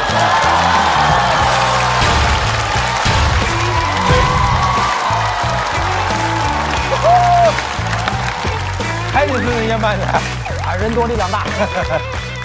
徐浩伦、谭湘文锁票倒计时。来，再次掌声送给二位。谢谢。你拍的点是什么，大老师？我最后拍的，我接榜歌手当然要拍，就是什么都往里搁呀，太好玩了啊！中间那块那个唱那个青藏高原的时候，我以为这个东西行吗？是没弄住嘛？然后结果突然间来一个那个，我觉得特别有意思。就是为什么能想到把这些接榜歌手这些都放进来？对他们，反正这个形式什么都往里搁哈。想到什么就加什么呗。是，你不也进去过吗？我们段子里面，你要不开门看看门口站的是谁呢？谁？张绍刚啊，谢谢你们。这回是怎么对账的？你们不是说每回都要跟上次对账吗？去年第3期是开车，对，是开车啊。这回是飞机哈。飞机，哦，太好玩了，太厉害了。是在那个青藏高原之后反转那个地方你拍的？对对，那个声控飞机这个太荒谬了，太荒谬了。前提很飞，对，他们所有的表演都会让人在真实荒谬真实之间反复的这么游移。于是对他们最大的考验是，到底那个荒谬的程度能飞到多高？而他们俩里面会有很多的细节，这里面有3个地方是跟之前那个像 callback 一样，讲到我烧起来，然后他往身上倒水，还有说沿途的风景，这些都是以前曾经提到过的一些点，我个人非常喜欢。然后因为他们俩总是特别一本正经讲很荒谬的东西，我会相信。他刚刚讲那 Cherry Pity， 我说哎这是哪个歌手？他根本就不是个歌手，没有这个人。对，所以我刚才我就会完全的带进去，这是他们特别牛的那个地方，我很喜欢。他们是典型的那种，在他们自己作品里没有表现到最好的时候，也过了那个拍灯的线。是那种所谓超一流的选手。对他们2个鼓励了我，我一直有一个梦想，就是我坐飞机的时候，下回我一摁那个叫那个服务员的灯，然后服务员过来问我说：“先生，你需要什么？”我说：“给我你的尖叫。”然后给我你的尖叫，然后你每台飞机只能坐1个这种人啊！然后在这他们俩这直升机坐着，就是感觉哎，其实因为他们2个呀，就是有时候看这种荒谬的东西，就让你能活得更勇敢一点。因为生活总是告诉你好多东西就不能干，对吧？然后他们突破了这些框架之后，就能感觉你能就说活着，既然只是活着，那我为什么不能更有趣一些呢？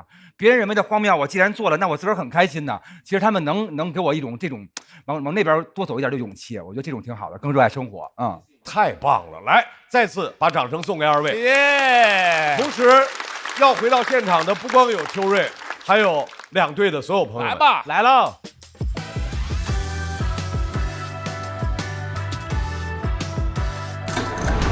笑团这块得到的票数是一样的，我们来看一下最终他们的票数。邱瑞一看就是老手啊，这很稳。他也说的是飞机，我们说的也是飞机，就感觉缘分。哎，也是差不多少啊，10分，268。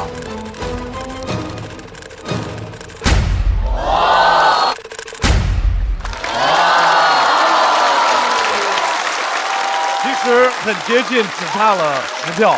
哇，真准！我第6感超级准啊！说明2组演的都非常非常好。279、289，马大帅748，四大天王795。47分，我们要恭喜4大天王3组演员进入到下一轮。恭喜哈曹，恭喜小齐，恭喜徐浩文、谭湘文。来，我跟你来，走，你把拿走，走。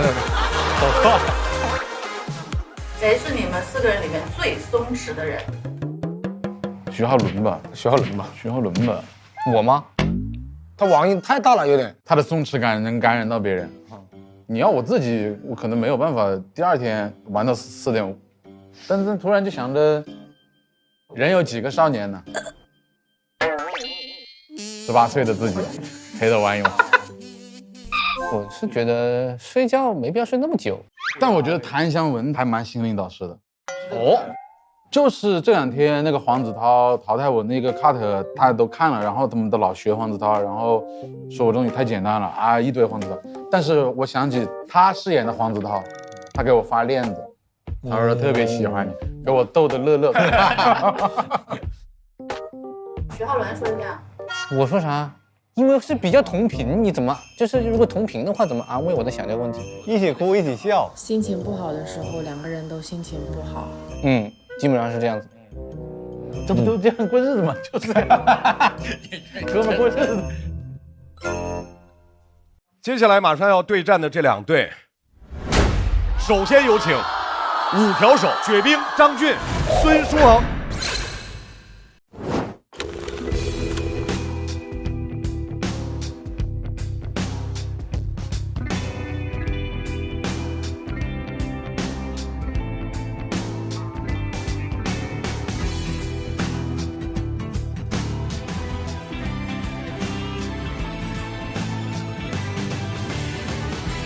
把我摘下来啊！这样，不好意思，对不起。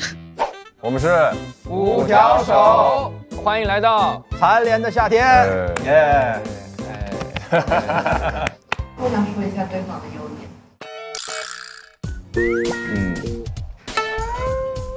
就大家都不是那么完美吧，不是什么好东西。说说缺点呗。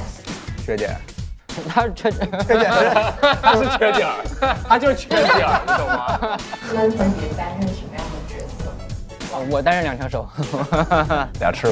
俩翅膀，对他们俩助我一臂之力。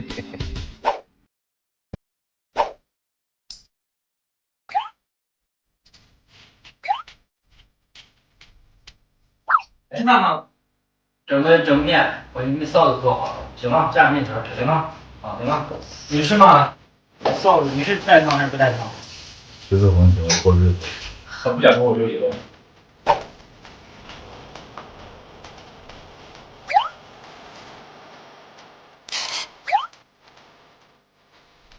最新鲜的糖油粉糊是最棒的，来他们家水没停过。你面条挺多的，超乎意料。很难想象做那么好吃的，开那饭店就让晃了是吧？要不你多点，咱去三亚卖吧。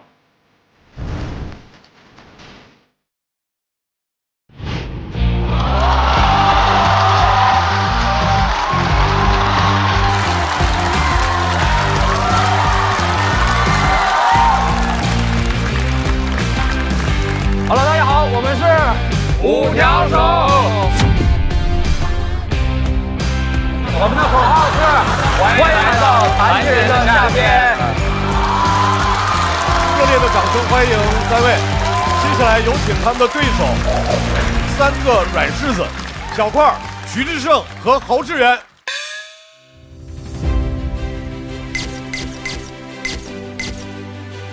开花今天是倾巢出动，今天就是开花所有的演员已经正式跟大家亮相了。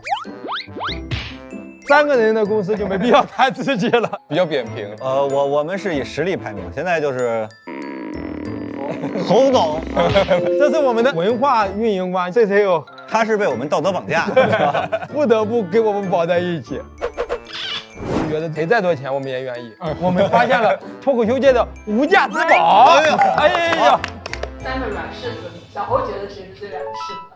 我觉得这怎么说？这怎么能直接让我说老板呢？我回避一下，要不然。我觉得有一些柿子呢，它软，但是它甜。对，你怎么知道块儿没有糖浆劲的？上过班啊？上过班。开花的经营理念是什么？开花的经营理念是什么？我也想听听。我也还没有了解到这个。对，我赶紧编一个。现在这个稿的进度怎么样呢？我这边截止到昨天是修改到第8版嘛，第8个版本了。不臊得慌。哎呀，我现在总共有6个字儿。而且第1版还没出来呢，而我。就先不说我了，猴哥对我们俩有啥关心的吗？关心2位的身体健康。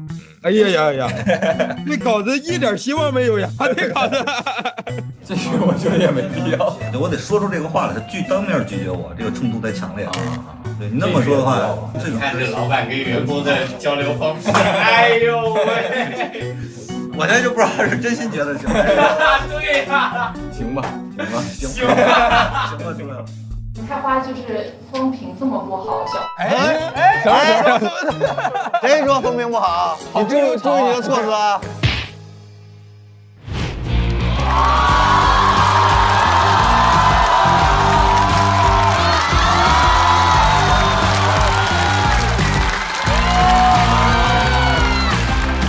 我们是3个软柿子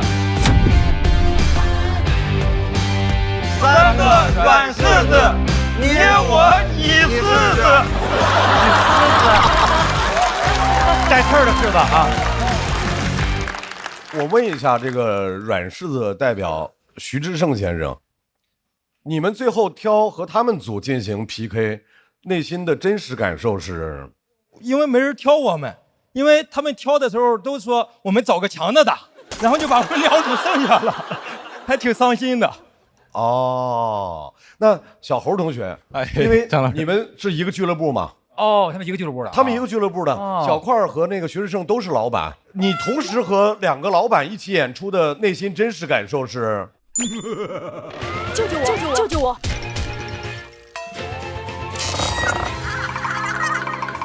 就是荣幸啊，就是只能是荣幸啊，不是，你就看看我们这个企业文化吧。你小侯有没有设想过，就是在你们3位表演结束之后，员工的分数最高会是一种怎么样的盛况？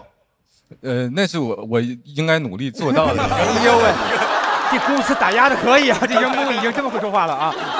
朱恒，你们组最高分的 KPI 扛在谁身上？暂且扛在我身上，然后我们是倒数第2，所以就是我们是自动匹配到了他们。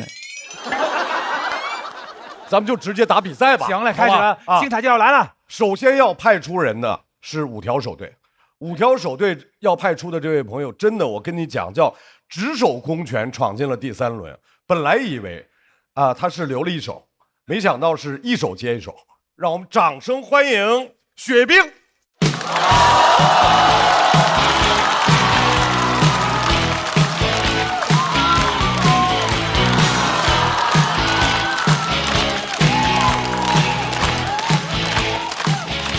Hello， 大家好，我是雪冰。感谢，2楼朋友，你们好。哎，好，特别开心。显而易见是吧？我是我们队的灵魂人物，是吧？这个队里如果没有我，我们就只能叫5条人了，是吧？还是先跟大家解释一下，我这个胳膊呢是小时候一次意外高压电咱放松一点也不是什么新鲜事了，是吧？今天刚接到节目组邀请的时候，我特别开心。果然呢，残疾证是通往节目的绿卡吗？这队呢是组队战，实话讲我刚开始选人的时候还挺孤单，因为今年这个赛道只有我自己，少了很多的乐趣。然后呢，后来找了2个看起来相对正常人组了队。组完队之后，我们要起名字嘛，他们想了半天，一开始说队伍名要叫“好汉2个半”，我觉得不太准确。我说我好歹也算3/4吧。后来是我想的5条人，5条手。他俩当时笑得比你们还开心，是吧？果然呢，我说太有人性的跟我当不了朋友，是吧？我觉得真的冲我们这个名字已经赢一半了我甚至觉得有点胜之不武。算了，索性我就当让他们1只手前几天跟一个已经淘汰的朋友聊天，他越聊越激动，看着我的袖子突然来了一句：“还是你这玩意儿好使啊！”我说：“你要是那么羡慕，你也可以来我们赛道嘛。”这轮讲讲我小时候的故事我大概是小时候5岁的时候吧，经历了一场意外。当时其实面临着一个很难的一个困境，就是我要在不到1年的时间学会写字，才能顺利的上学前班。但其实我出事之前呢，其实右手早就会写字了，写的还挺好。你现在还要重新学，心里很难接受。那早知道垫左手了。左手写字确实不太容易，尤其是写铅笔字，写完那个字迹呢，会被左手这个手掌呢涂抹一下。写完你看那个字吧，有点像那个渐变艺术字。我妈就哄我说没事，咱想想办法咱可以从右往左，从上往下写嘛，那古人都那么写嘛。我就感觉自己生不逢时。你这要是生在了古代，不止写字方便，还没有高压电呢。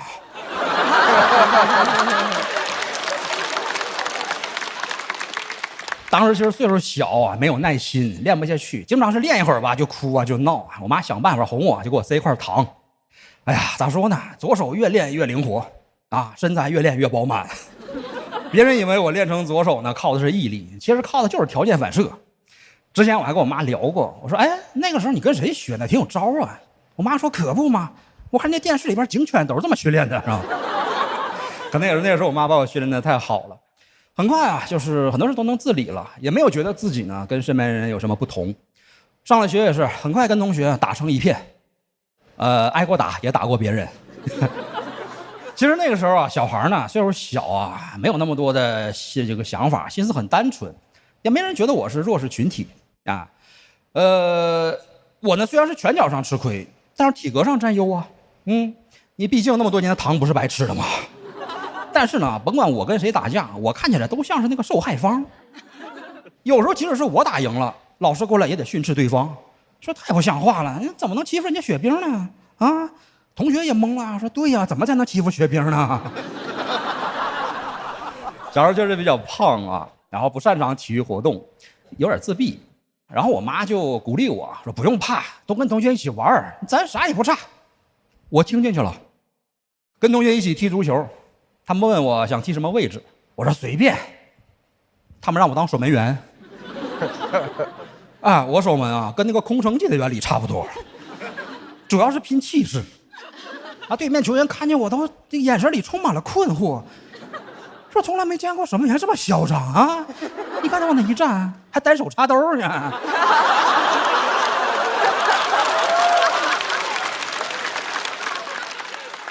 实话讲，我其实心里也慌，没办法呀，我就赌一次，我就赌我家后卫啊不会让这个球进入禁区，我还赌对方球员吧有道德，他不好意思踢我右路。但是我没料到的是吧，就我家后卫也想看看我是咋守门的。那小孩踢球哪有道德呀？那天比赛很精彩，咋说呢？40-0，有一半还是乌龙球。那些年真的，我妈妈一边是鼓励我要勇敢自信，又一边默默地保护着我。每到过年过节啊，就偷偷给老师呢送礼，让老师多关照我，然后还会给一些同学呢买零食，让他们带着我一起玩。哪有什么岁月静好啊？也不过是我妈替我默默行贿嘛。其实啊，我敢站在台上讲脱口秀，也得感谢我母亲啊。之前有一次学校举办演讲比赛嘛，我妈鼓励我参加，我不敢呐，也不会演讲。我妈说不用怕，那玩意儿简单，就像咱家过年嘛，酒桌上订个祝酒词一样啊，主要是气势。我教你。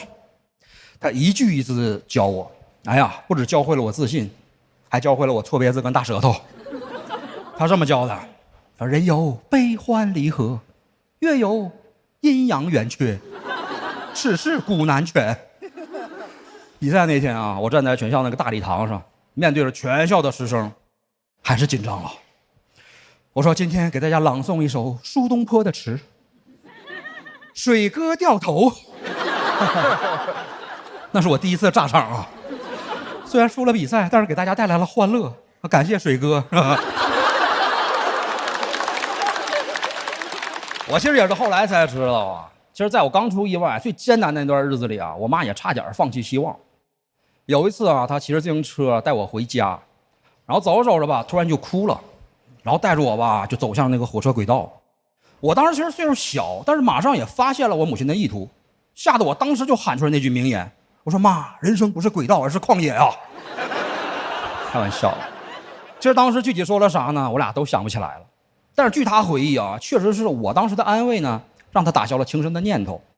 那年5岁的我在铁道边获得了新生，所以你们也可以叫我铁生。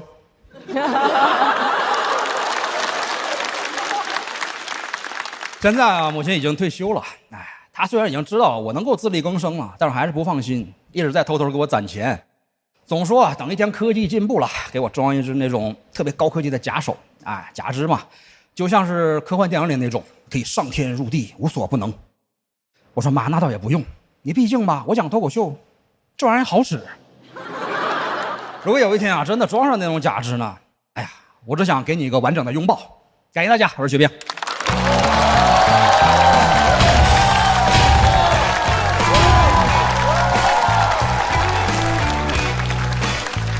雪冰投票倒计时。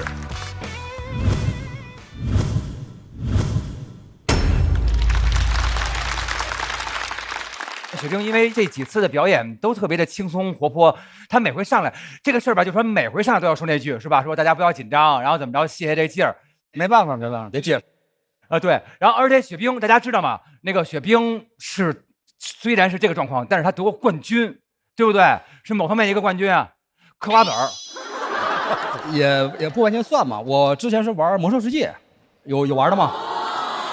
冠军是。家里冠军还是哪种、啊？没有，我玩魔兽世界是在当年的有一个版本，我们团队抢了那个世界的首杀。哎，我作为团队成员之一吧，算是一个团队荣誉啊，大概是这样。对，挺厉害的，这你看玩游戏什么的，什么都不耽误，只要有热情，一切都能做到哈。我拍这灯就是最后想给完整的拥抱，那一下，击中了啊，那一下，对，那个煽的很高级，对，因为煽情这种煽恶心了就是脏活嘛，因为他特意把它搁最后一句，就是那一下，然后你就一下就明白了啊，就特别好。我也是那一下就不行了，对。你觉得妈妈是个怎样的女性？很勇敢，很乐观。我妈年轻时候非常漂亮，像艺术照一样。我妈说，我小时候可厉害了，幼儿园里边的扛把子，天天这个上房啊、上树啊，总是在疯、在跑、在玩、在闹，而且争强好胜啊。出车之后好像就很少拍了，中间很长一段时间我都找不到太多的照片，合照也很少。我想把我对他们的那个感激之情通过段子表达出来吧，真的是很感谢我母亲对我的培养教育，我觉得才有现在的我吧。哎，雪冰，我想问你一些，就是后边还有的话，就是你会讲很多那种单手以后的生活细节吗？因为我们以前听黑灯，他会讲很多，我其实很期待，然后希望你能讲，而不是我问，比如说什么怎么系鞋带啊，怎么系裤腰带啊，什么就这些。现场演示吗？不是，后边你的作品里会有的，会有哈，有的。那我老实等着。好的，行嘞，肯定段子多了去了啊。谢谢，雪冰休息一下，来看一下对方派出来的软柿子的能力。谁呀？对方派出来的第一颗软柿子，老板。因为他之前跟我们分享了他是如何通过自己的努力，就让他的俱乐部亏损100万的故事，所以他今天决定给自己翻个身，他要跟大家分享一些当老板的智慧。哇，还有真有啊，真有智慧，那得听听。来，让我们掌声欢迎开花脱口秀的老板小块儿。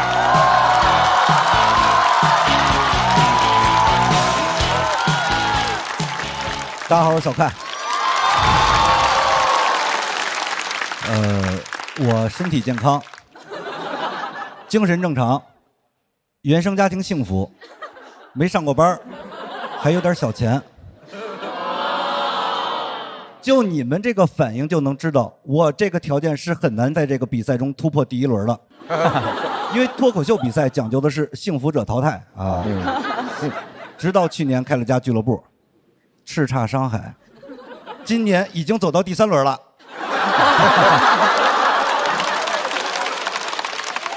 俱乐部是我跟徐志胜一块儿开的，开业前我们俩还做过风险评估，当时我们俩认为最大的风险就是面临巨额的收入，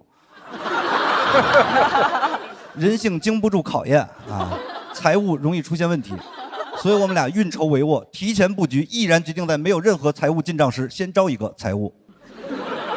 他还提醒我千万不要怕花钱，一定要招最好的财务。所以我发聘那个职位时，直接就选了财务的最高级别，财务总监。面试那天来了一个大姐，非常的专业，穿了一身职业套装，我穿的也是职业套装，洛杉矶湖人队的球衣。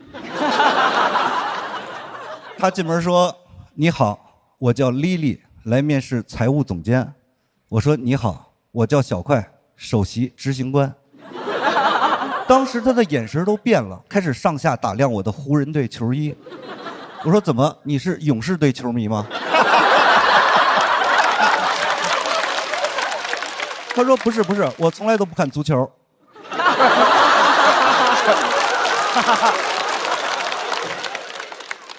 他说我就是从来没见过首席执行官穿得这么随便，有点不太适应。说实话，我当时是有点心疼他的。我说你慢慢适应，职场也是可以有穿衣自由的。他说好。当时他和你们一样，在等我接着往下说。但我是第一次给别人面试，已经不知道该说什么了。幸亏想到面试嘛，就是通过问问题加深双方的了解，这在脱口秀里叫互动。所以我张嘴问了一句：“你是一个人来的吗？”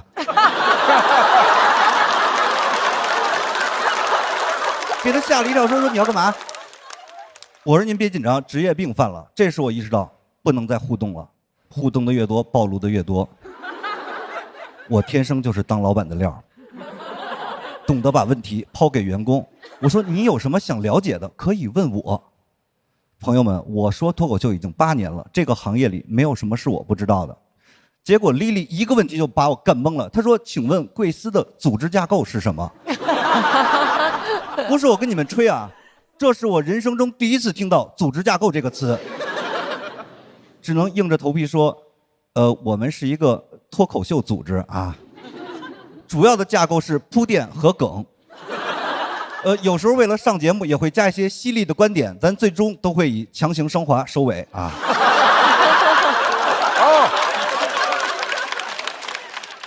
丽丽听了以后说了职场人懒得争辩时最常说的2个字：行吧。接着又问了我第2个问题：公司财务团队现在有多少个人？公司财务团队有多少个人？公司总共就2个人，都很难说得上是团队，只能说是一对儿。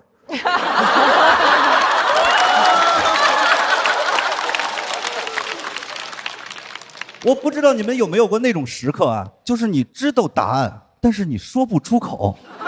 我只能用一种比较婉转的方式说，我们还是一个初创团队。丽丽的职场经验确实丰富，一下就把我看透了。也就是公司现在还不到50个人，对吧？我说确实是没有那么臃肿啊。当时我就觉得这些大厂出来的人吧，认知还是有待降低啊。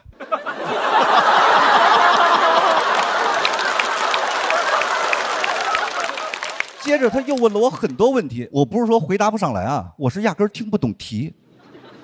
他问我什么融资策略是什么，资产负债表跟谁对接，现金流管理流程是什么。当时那个场面怎么说呢，显得我这个人非常有城府，因为他没从我这儿得到任何有价值的信息。我几乎每一个问题都是同一个回答：初创团队，初创团队，初创团队。老板嘴中的初创团队就是员工嘴中的我不会，但是我可以学。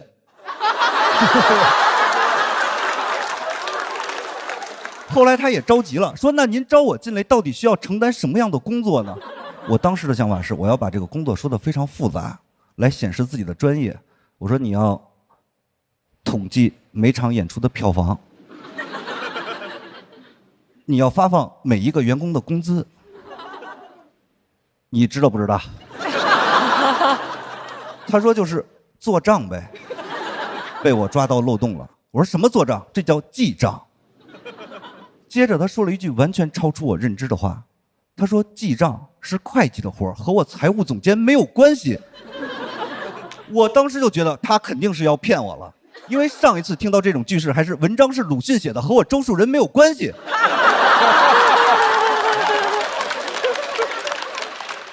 接着他非常不解地问我说，你这点活招一个会计就可以了，为什么要招一个财务总监呢？我就跟他捋了一下我的逻辑，因为在我的概念里，财务就是会计更体面的一种说法啊，就像设计师是美工更体面的说法一样，就像脱口秀男演员是歪瓜裂枣更体面的说法一样啊。招这多呀？为什么招一个财务总监呢？你们去过理发店都知道啊。这个总监就是能力最强的，我倒是想招一个财务店长，没有这个选项啊。丽丽听完了我的解释以后，对我的工作能力表示了极大的认可，说：“你可真幽默。”接着她跟我详细的解释了一下会计、财务总监的区别。我当时就想，哎呦，他懂得可真多呀，这个人我要定了。我问他，你愿不愿意加入我们开花脱口秀？丽丽说了一句求职者很少在面试时主动说的话，今天先到这儿吧啊。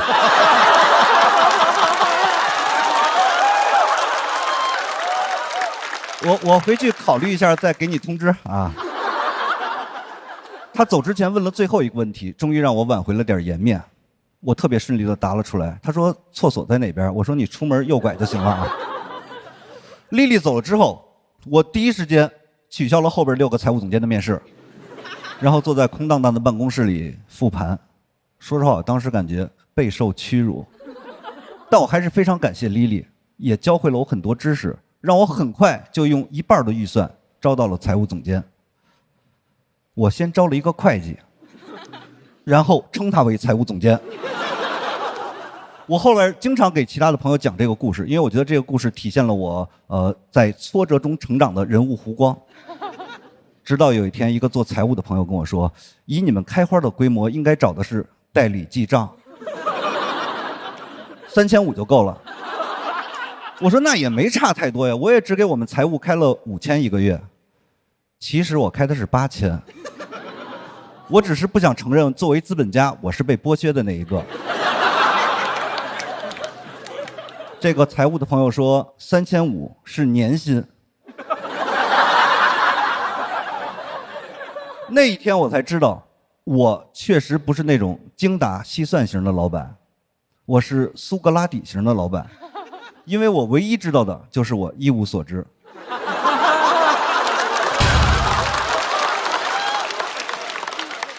我知道，讲这个段子显得我这个人非常的愚蠢，但是承认自己的愚蠢不丢人，毕竟我们是初创团队，还可以学啊！谢谢大家，我是小快。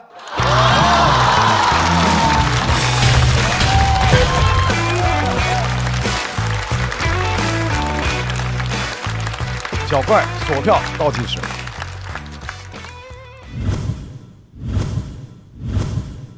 小块老板，您有什么想要问我们的吗？啊，互动一下，互动一下。对，多好啊！你看全拍了，哦呦，开心啊！有什么想问来，您问。我这些财务知识可能罗老师知道的比较。对啊。多一点点，没有很多。多一点点啊。对，就你刚才他们跟你说那个应该是扯淡的。就我们当年用一个记账的公司，他每个月过来帮我们做一次账就回去。我记得是10多年前，一个月也要1-2千，所以他那个3500不可能是1年的。是1年吗？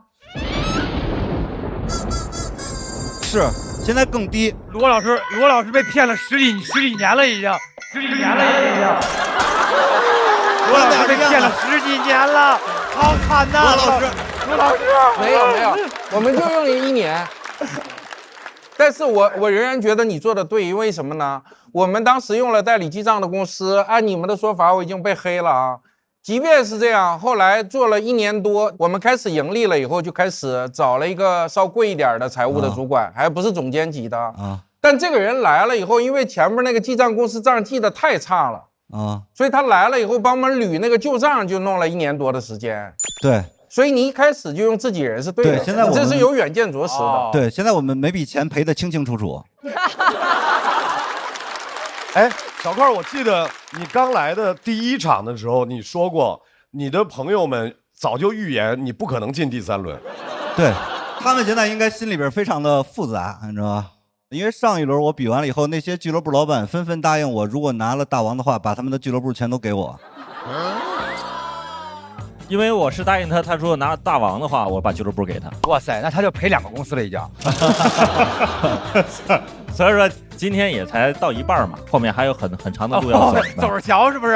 走着瞧，嗨，块儿哥这1年的进步，虽然说在经营上是一塌糊涂，但是这创作上真的负面情绪一积累，整个人就完全跟之前不一样了，非常厉害。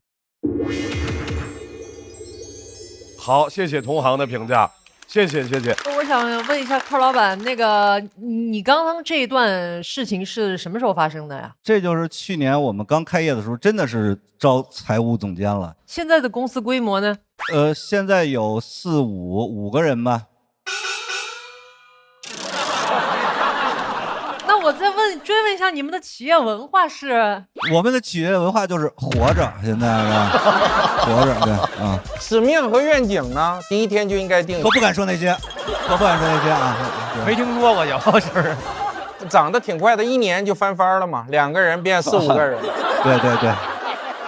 像你们俱乐部营业，当然要卖票。还有是不是要签越多的演员，就是这个盈利的可能性是越高的，是这样吗？对，理论上是这样。但是因为我去年没上节目吧，那边的演员他们都不太信任我的喜剧能力，所以说今年我上节目也是想让大家知道我也是有这个能力，可以帮助大家多讲脱口秀的。就广深的朋友们也可以多去开花市场。基本上逻辑就是生意做不明白去带货就可以了。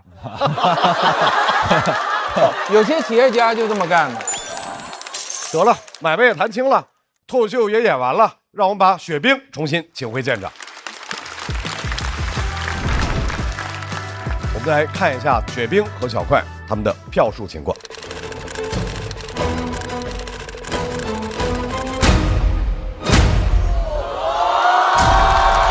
小快为赢，扭亏为赢，279扭亏为赢，279。在公司的话，应该是能直起腰来了，扬眉吐气了。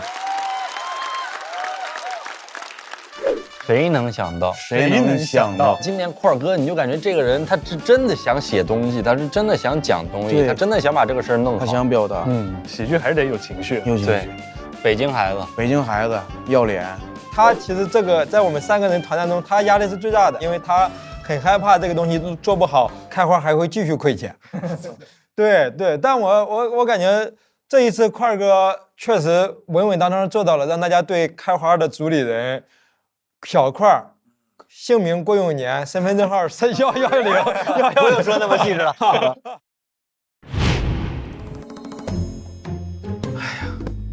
干嘛去了？看着这么累。这不又接了很多活吗？然后赶场回来，没事啊，都是为了咱俱乐部。没事就行，你准备一下，一会儿还有演出呢。是哥，我刚嘴硬呢，真有点累了。累你就跟我说，哥能亏待你吗？你看，我给你准备了清爽补水的脉动，帮你找回状态，脉动回来。感觉状态又回来了。你放心，等我拿了大王，咱们俱乐部就好起来了。哥，我也是老板，你怎么还开始给老板画饼了？下面要出场的这位演员呢，他的表演风格是那种一本正经的胡说八道，各种各样的生活小细节都能够成为他创作的起点。掌声欢迎张俊。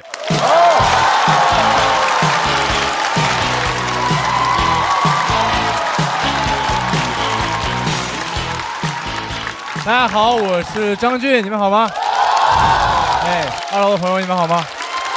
大家好，是这样，我自认为我是一个还挺崇拜知识的人，我有知识崇拜，因为我很爱看书的，我只是看不进去而已。这是我唯一的。我现在看书什么呢？就是文字它只能在我的视网膜上成像，但它无法渗透进去。我发现我的眼睛防字儿，它是那种教科书级别的防字儿，因为它只防教科书。它是那种我在门口跟保安一样啊，瓦尔登湖，这湖灯味儿太重。局外人，这个局你也是外人。小某书，贵宾一位。看不进去，进去了也记不住，因为现在年龄变大，脑子开始变光滑了。我现在看书属于是无痕浏览模式，每次打开书，我跟书里的角色有一样的疑惑，我们怎么走到这一步的？对知识吸收率太低了，然后去医院检查了一下，医生说我有这个知识不耐受，你知道吗？就跟乳糖不耐受一样，就是对于知识你可以摄入，但你无法吸收。你要强行摄入很多的话，很容易放屁。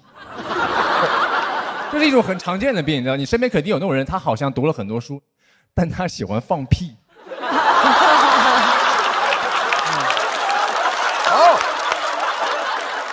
你见过吗？啊，生病了，你知道吧？啊，后现代主义那块，弗洛伊德。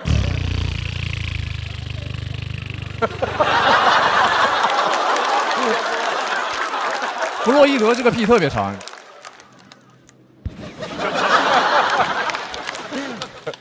但我还是会坚持看书。别人说你都已经这样了，你要不想看点什么看点什么吧。可是我觉得看书很酷，它现在很小众，它很叛逆啊。中学有人觉得抽烟很叛逆，那是因为你在读书的地方抽烟，你在抽烟的地方读书也很叛逆，一样的。那把高铁门一开，我就冲出去。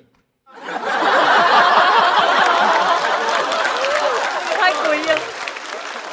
哎，给我憋坏了。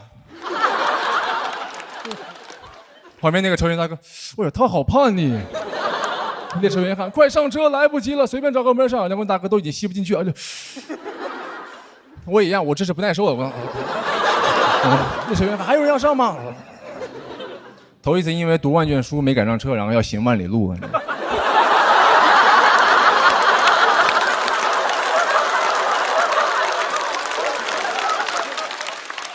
抽烟比看书容易。所以，虽然我们禁烟，我们控烟，但是在公共场所抽烟的人还是比看书的人多了。我们没有禁止看书的。你有看过禁书标识吗？啊，没有禁书标识的，一个红圈，一个斜杠，里边一本书，下面一排小字，包括电子书。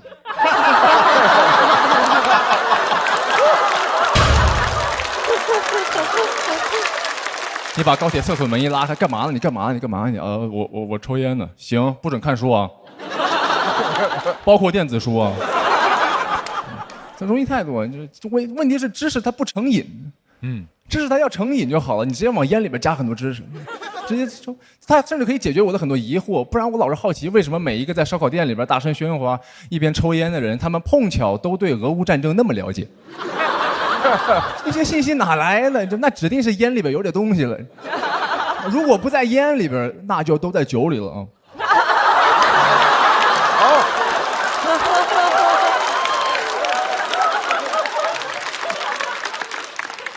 但唯一的问题就是吐出来的这些二手知识有点太臭了，太臭。所以我跟雪冰一对，他只有一手知识。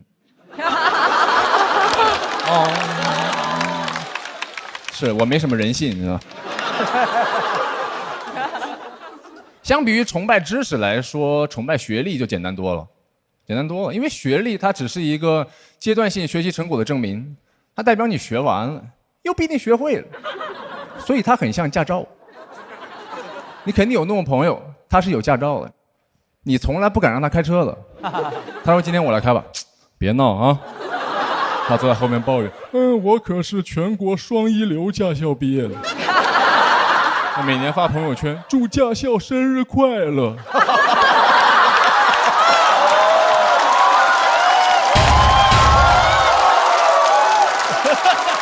佩戴你高级上了啊！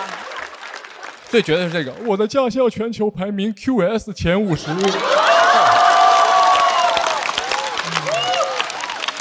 去年又上升了1名。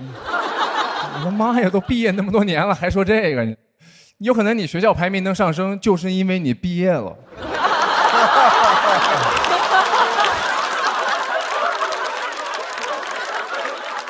别蹭了，你要真的厉害的话，你的母校会来蹭你的。就算你没有在那些学校上过学，那很多学校都会想要授予你荣誉博士，一大堆学校想要成为你的继母校。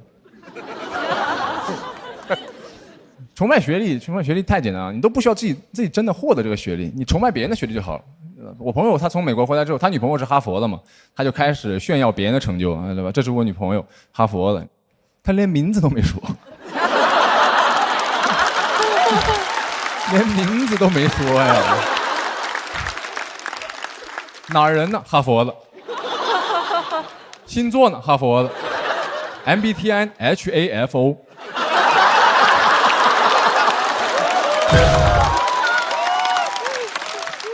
他女朋友什么人格我不知道，他肯定不是快乐小狗，他是个哈佛舔狗。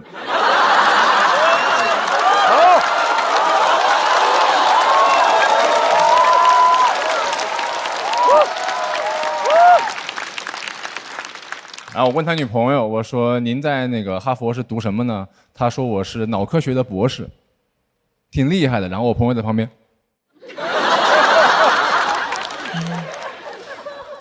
我现在怀疑他女朋友跟他在一起是做研究，需要点特别的样本。徐小莲他女朋友论文致谢的时候，感谢我男朋友给我这么精彩的数据，她男朋友非常好，是厉害。我只想说，就是不要光崇拜学历，不崇拜知识。你如果只崇拜学历的话，很容易被我这种学历不稳定的人骗的。因为前几年我读博士的时候，他们还说，哎，段子挺有文化，挺有东西的。然后后来变成本科了，人还是要多读书。人还是我怎么退个学把梗也退回去了？没有必要。那现在他们前段时间有人听说，哦，我又拿了哥大的 offer， 然后他说，哎，段子还是有点东西的。夸早了，就是我段子有没有东西，取决于特朗普给不给我签证。没拿到签证呢，在这里。没有必要，不要光崇拜学历，尤其是咱们这个行业，有些人好笑跟他学历高不高没有关系，他本来就好笑。我特别受不了有人说，哦，学历高的人讲段子就高级，好笑就好笑，高级，骂人真脏。就是你但凡吃了一顿饭，你知道它很高级，你就知道完了，后面还要再吃一顿好吃的。还有生活中也是，如果你发现生活中有人一直用那种学历的光环去照你的眼睛，他有可能只是怕你发现后面什么也没有。但我什么也不知道，因为我知识不耐受。今天我的屁就放到这儿，谢谢大家。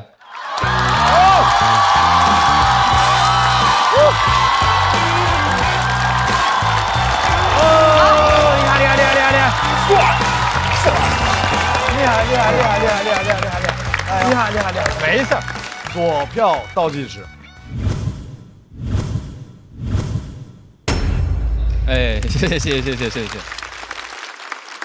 刚才咱们说小块像换了个人，张俊也有点像换了个人。开挂了啊！这是张俊，我觉得我听到过他，我觉得最好的一次，太好了，非常棒，经典永流传，哇，好棒！这其实是我历史最好成绩，我没有经过第3轮。你这个是冠军级的表现。哎呦，谢谢。前边咱们聊过张俊，就是你总觉得他会有东西，但是很多年就一般般。然后上一场的时候，因为太好了，我说这是我期待的张俊，是最好的张俊。但今天是在最好的张俊上边又跌了好几场。谢谢，非常了不起。今天这个真的是能成为你的底气，也许以后啊。匡基可能垮了一点点，或者哪一场怎么着，但你有过这场，你就心里道歉了。至少我讲过这一场，这场太棒了，我们觉得特别，真的是很棒哦。谢谢，观众好。认同张俊的观点，我认为学历差距不重要，思想和学识差距才重要，所以建议大家多读书。如果大家像我一样喜欢纸质书，可以打开美团点闪购，上边不但有吃的、喝的、用的，还可以选一本好书。30分钟后就可以开始阅读。我听特别嗨，然后你是在苏格拉底那地方拍的？不是，我是在哈佛。哦，哈佛。HAFO 的时候吧。对。他说我女朋友哈佛，对，名字都没有，名字都没说啊。但是实际上我在他第一个点，我就挺想拍。那个点是他从高铁上冲出去看书的那个点。哦，这个是吗？对，那个点太有画面了，那个对。我是（括弧含电子书那块儿），真的太好笑了，那个太好笑了，又是生活里面的小细节和自己的主题。我想知道张俊，你这个灵感是什么时候获得，怎么获得的？就突然想到。这个灵感就是我一开始写看书和抽烟的时候，我想把它做一个对比。我一直观察到了它下面会写一个包括电子烟这个事情，但这个事情始终没有变成什么。然后有一天，它就在脑子里边一直转，突然间就来了，对不对？它一直转，就是它没有消失掉，在这地方一直转。然后有一天我写的时候，这地方这句话就自然而然写出来，然后就变成这样。想东西都是这种。来，我们听一下我们的编剧程璐老师。我觉得今天之所以那么好，是因为他这一段非常的精准，非常的在点儿上的，所以我觉得这是张俊在这个脱口秀的舞台上，就鲁豫老师说的有史以来最好的表演。谢谢。但是在我们这一轮里，再棒的脱口秀演员也会有他的挑战对手。马上第二个软柿子要上场。哦，起立！第二个软柿子是小块的合伙人。然后也是拉动他们这个开花的一辆马车，厉害！掌声欢迎徐志胜。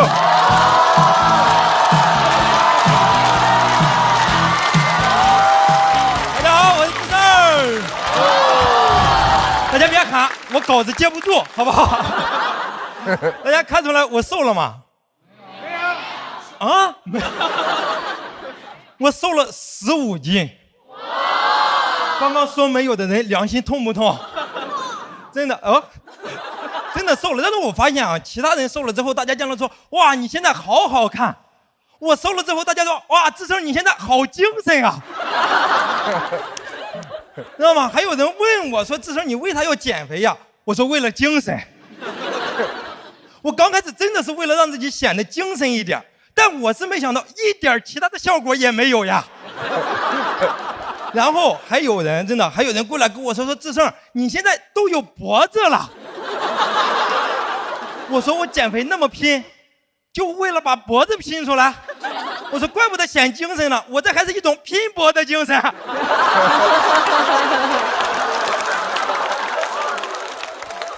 然后有了脖子之后发现不光有还前倾呢。真的，因为我平常我就近视嘛，所以我看东西我经常要眯着眼这么伸着头看东西。就这个时候你要特别注意表情管理，你不能笑，你更不能突然笑。知道吗？然后我为了矫正这个体态，我还想着去按摩矫正一下。然后去了之后，他给我做那个体态评估，很刻薄。然后去了之后，他就说看你肯定湿气重，然后就开始摸着我的关节，说你这个有脖子前倾、圆肩、含胸，然后脊椎侧弯、骨盆前倾，你还 O 型腿。然后最后我把鞋一脱，说你怎么还拇指外翻？我是真没想到，我过来调整个体态，心态崩了。当时他还在那摸呢，我说大哥你别摸了，你摸摸这吧，心里指定也扭曲了。当他说的我太羞愧了，我当都想找个洞钻进去，发现他们按摩的床上还真有个洞。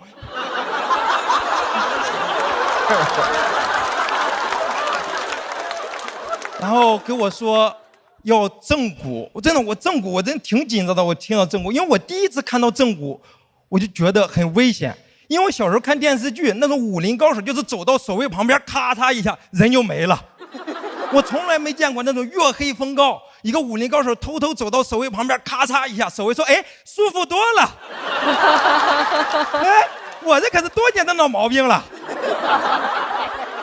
真的。然后我也不明白。为什么正骨非要听响？就那个师傅在那每按一下，摁一个关节，说：“哎，这个响了。”按一下说：“哎，这个也响了。”我当时躺那，我感觉自己像一挂鞭炮。就我来的时候还是我点技师，现在是技师点我了，你知道吗？关键是响，那都是最好的结果。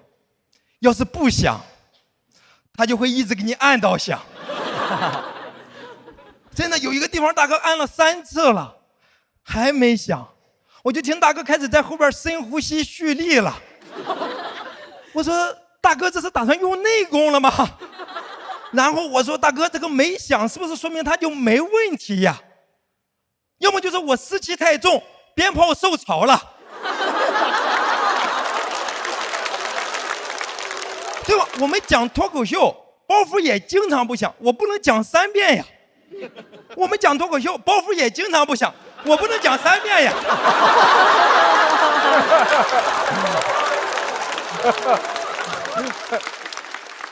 然后正骨就太害怕了，然后我就想着自己去找个那个健身教练，自己努力一下。然后去了之后，教练跟我说：“这咱们练之前呀，先做个体态评估。”我说跳过这一步吧。然后我真的发现体态真的很难矫正，是因为他要训练的都是你经常不用到的肌肉，就很难受。你在那练的时候，教练都得跟我说志胜你就咬牙坚持住。我真的坚持住了，效果很明显。我现在咬肌特别发达，我现在有8块咬肌。然后关键是什么？关键是而且是那种矫正驼背的动作，你在生活中真的很难用到。我从来没有见人在生活中用到这个动作，你知道吗？我用到这个动作就只有别人问我有稿吗？我说没有啊。而且我真的体态太差了，我在那练的时候就是关节都咔咔响。教练说：“哎，你关节怎么老响呀？”我说：“这又不让响了。你知道有人为了听懂他有多努力吗？真的，我的观念也是，该想的时候不想，不该想的时候瞎想。我现在就想问他一句，你到底是咋想的呀？好吧，讲这里，谢谢大家。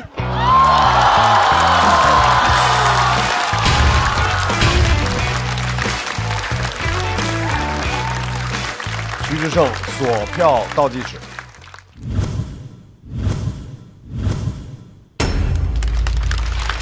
谢谢。志胜，你是怎么想起来去减肥的呀？你不胖啊？我其实减肥真的就是为了精神一点，因为不是你怎么不精神了？哪儿不精神了？因为我发现我就平常就是容易赖着，我就这么一摊，因为躺着，然后我就想着减肥。哦，罗老师没有拍啊，对，因为志胜这个赛季他自己也说了，就是来开 party 的，就高兴一下，来高兴来放松。对，因为他现在确实也没有那么多时间写本子和那个什么。没有，但社会每个方面都需要他，所以他能分配给脱口秀的也就没有，但我更需要脱口秀呀，罗老师。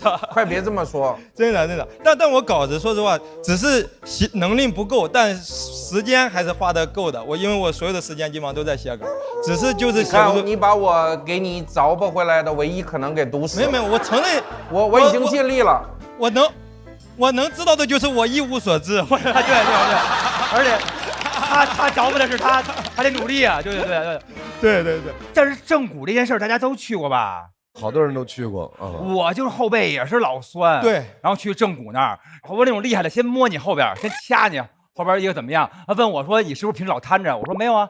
他说你是不是老翘二郎腿？我说没有啊。我说那我是什么问题啊？他说你爱撒谎啊。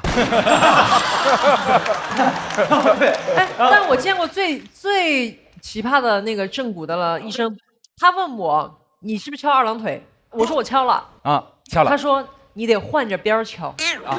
哦，对，换着边敲。然后大夫说什么？哇，好帅！我就是开始夸你。他因为他知道你做不到，所以他就帮你想个办法，说两边怎么平衡一下。鲁豫为什么没拍？因为这是1v1比赛嘛，我觉得张俊的确是非常非常出色，但是我依然认为志胜有一个超凡脱俗的能力，就他的魅力能够完全带着我们走。在他讲这个段子之前，我一直往那个台子上看，我就第一次清晰的看到徐志胜特别好看的下颌线。志胜本来就是帅的，散发着光啊！我本来想讲这个段子了，但我在这个台上不想吃颜值，主要是这个时候给你们看一下吧。我看看，这有哦，下颌线，鹅曲线。朋友们，我有一个提议让我们结束这些无聊的话题吧，好吧？不是，张老师，你不能没有就不让我展示呀。对呀。张老师，他用语言给你正骨，怎么回事？这个孩子怎么回事？来！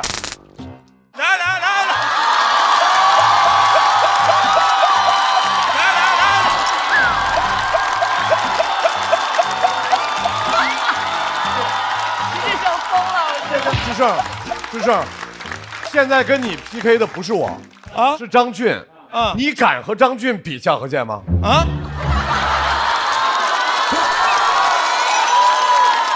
你跟我比有点无聊了吧？我从来不跟比我优秀的人比。来，请张俊回到舞台。来吧。在两位的表演结束之后，我们来看一看，这个。哎呦，不是我很，还锐利。不是我在这摇头晃脑，我是想我到底有没有下颌线？你有。来，让我看一下张俊和徐志胜他们的得票情况。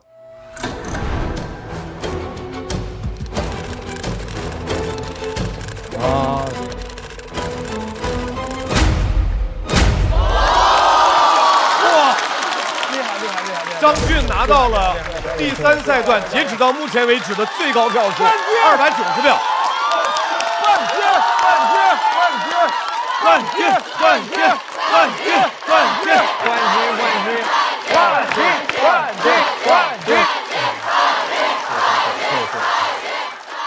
分数出来后的第一想法是什么？我当时第一想法就是谢谢。意味着和朋友们一起赶开放麦、改稿，然后在夏天的晚上走在街上一直聊段子。这是我梦寐以求的夏天，但我始终没有拥有过这种夏天。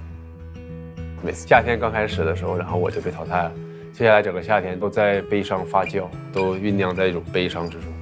我其实很羡慕大家一起改稿的日子，一起改稿，然后一起聊天，一起开放麦，有一种集体生活的感觉。这是我第一次走到第3轮，然后也是我的历史最好成绩了，我很开心。然后这个夏天好像没有之前那么燥热，和朋友们一起就是在走在上另一个开放麦的路上，我们会聊一聊稿子。我觉得这个过程对我来说很幸福。老外来了，老外来了，医生来了，你还挺没礼貌。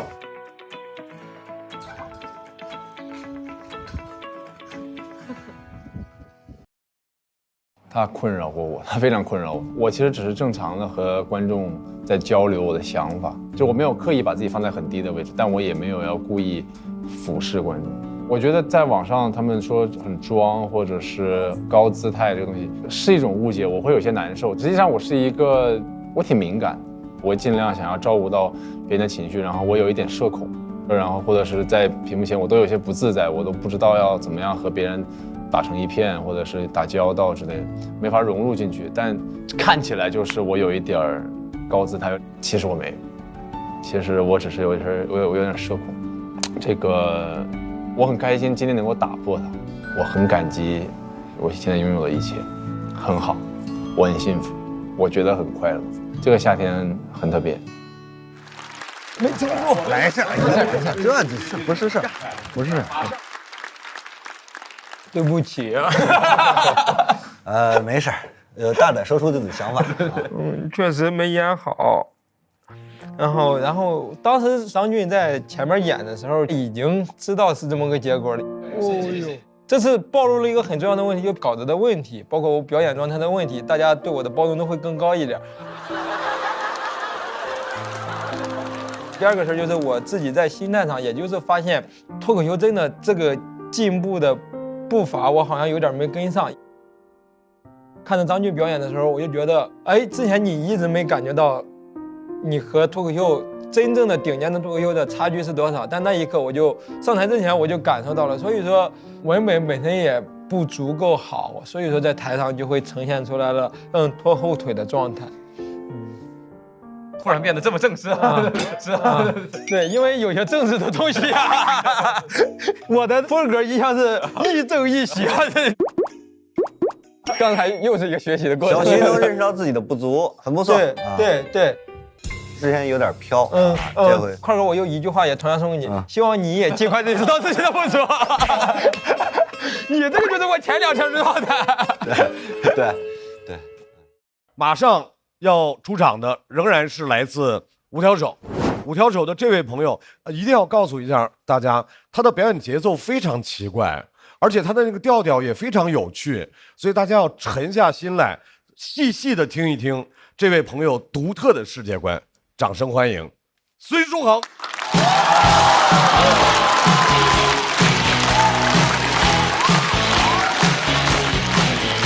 嗨，大家好，我叫孙书恒，谢谢大家。我们这队叫五条手，然后我比较好事儿，我想既然叫五条手了，我们就真的组个乐队吧，让雪冰弹贝斯，因为贝斯嘛，有手就行。但是我后来发现他是没有拨弦的这个手。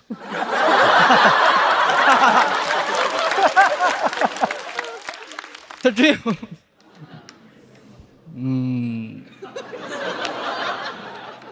雪冰沉默了，一点声音都没有。我说贝斯就是这个声音，对不起，我是一个有道德缺陷的人，我道德残疾，我认了，顾不上了，很多的那个道德我都顾不上，我不能环保。就是大城市的年轻人活得太累了，家里催婚，工作催命，你上了一天班回到家，海洋上又有垃圾了，又要怪罪我了。这海洋上垃圾跟我有什么关系啊？我垃圾都扔垃圾桶里了呀，它怎么出现到海洋上的？还有外国人指责我们使用一次性筷子不环保，我真的很生气。就我已经吃拼好饭了，他还在指责我使用一次性筷。我蚂蚁森林有3棵梭梭树，我他妈一次性筷子都是我自己种出来的，我的这个病。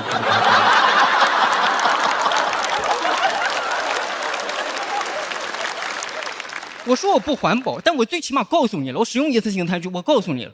很多事情你意识不到，他不会告诉你的。你比如这个节目，这个舞台很华丽，但是这个节目就录3个月。然后呢？啊，这很多东西都是明显都是一次性的，这些架子、灯带、张绍刚，明显就是一次性。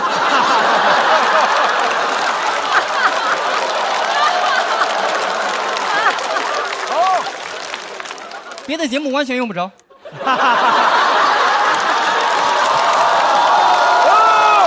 No。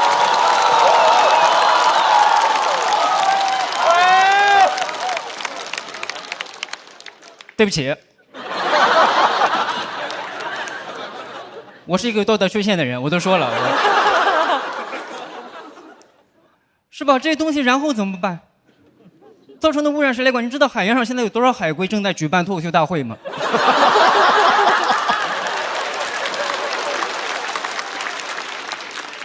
对普通人的道德要求有点太高了，我觉得现在是吧？但是有钱人稍微做点好事，大家觉得哦，真棒，真厉害，合法纳税真厉害啊，捐助香港小学真厉害啊，提供就业机会真厉害。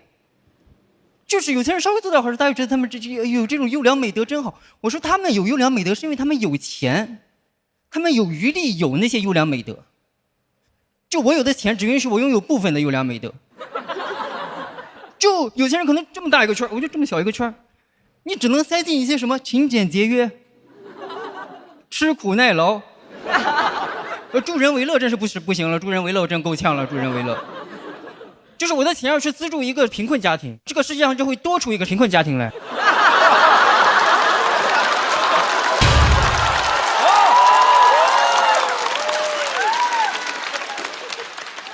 我的道德观就像我的右手一样，就假如我给了一个正好缺了右手的残疾人，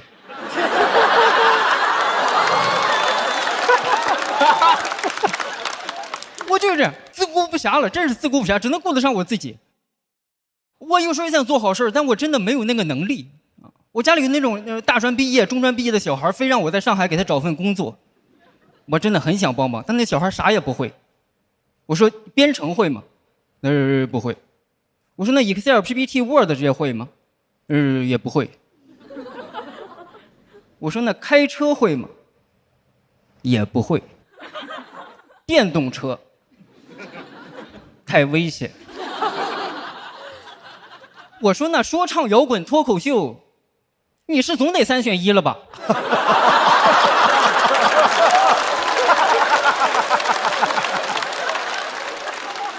这都不会吗？怎么做到的？人怎么能在专业知识一点没学的情况下，课外活动一点没参与呢？你是这活得很真空啊，哥们儿！你真是大专这3年，你真是大专。就我的道德是这样的，就是你要把助人为乐硬塞进来的话，安分守己就得彻底出去了。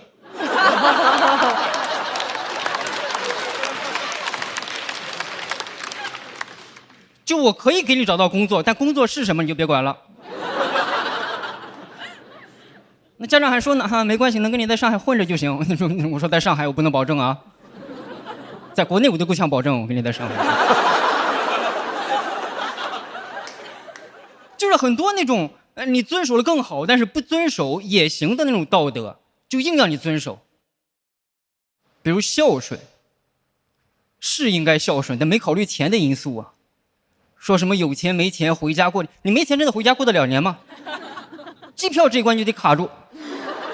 过年那个机票有多贵，大家也都知道。我刚毕业的时候，至少有3年的时间是贷款孝顺的。我说实话，孝顺真挺奢侈的孝顺。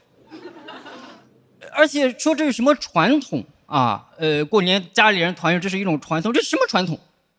以前的人高铁飞机没有那么发达，以前都是少小离家老大回。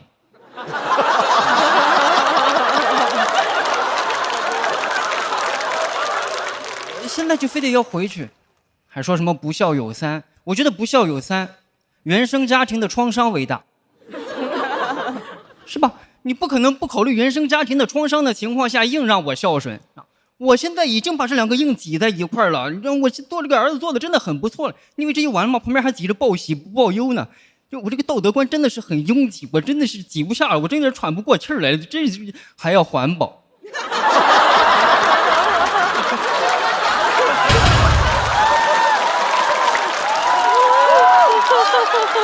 撒疯了，也是。环保要是塞进来，孝顺就得彻底出去了。我爸问我啊，你怎么不回家看看我呀？我说我还回家看看你，那海龟的鼻子上都插着吸管呢，我还回家看看你。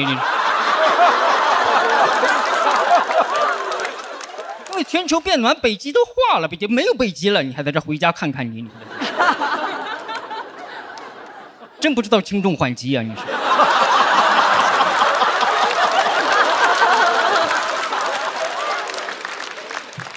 我是有道德的，但是我的道德得有先后顺序。哎，你想这样一件事，你出差2天之后回家发现空调忘关了，我就不信你想的第一件事是，哎呀，真不环保。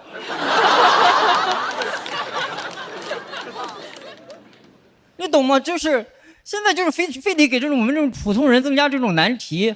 我每天挤地铁呢，他让我思考电车难题。就是一边1个人，一边5个人，问你压死哪个，是吧？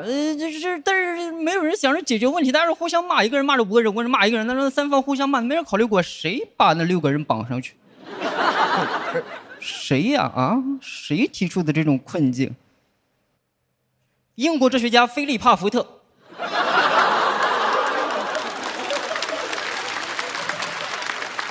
这些天杀的小布尔乔亚，这些伪善的哲学家，每天也不想解决问题，就想提出难题，为难我们这普通人。现在很多人都是这样，一堆坐在7座商务座上的人，指责我们站着挤地铁的人不环保。就是我是崇德独善其身，他是达德绑架天下的。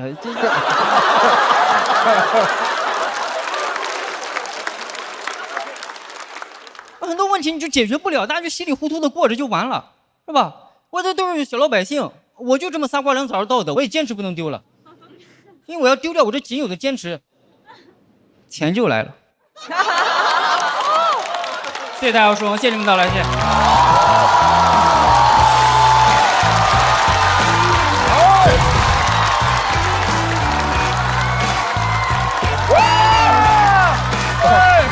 来，你们看他那么意思。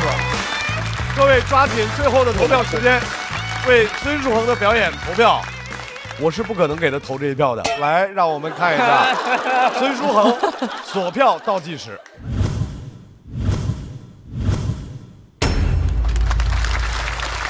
谢谢大家，谢谢大家。发生了什么？都疯了，已经。突然就这样了。对，突然都疯了。拍巴掌拍的嘎嘎响的，都肿了。我还在被轰炸的这个里边，层次结构完美。对，而且您还不记仇，说明您的品德特别高。哎呀，真是好。哎，说明您独一无二，没有第二个活儿。但那梗真好，就灯光啊，灯带张绍刚都那个梗特别好。对。没事，那个鲁豫老师，我收到了。第一，第二，我也领略了其中的幽默。第三，如果能让大家快乐，我也很开心。第四，下次不必了。对不起，没事。今天又出现了一个在第3轮和前2轮完全不一样的开挂的脱口秀演员。好，就他那个脑洞，真的，我怎么想到，就我这个脑子里面能挤进这个道德，那个道德就没有了。对，这个是太妙了。对，因为他用了一种有限空间的这种方法，让大家特别能够 get 到。对。我这个容量就只有这么大，像一个硬盘一样的，我把这个东西放进来，我必然就会把这个东西给挤出去。我觉得这个太巧妙了。而且在表演的时候，他还会比划那个空间有多大。对，很小，塞了这个，塞了这个，塞了这个，突然又说到环保，把场彻底。对，那件很炸，絮絮叨叨的感觉恨这事好几10年了，已经。对，想不开已经好多年了。哇，是的。而且是哪个点触发到你对环保的这个，就是累。就是现在，要让你干这个，让你干那个，就是年轻人的责任有点太大了，我们担不起这么多的责任，我们就顾好自己就可以了，我觉得。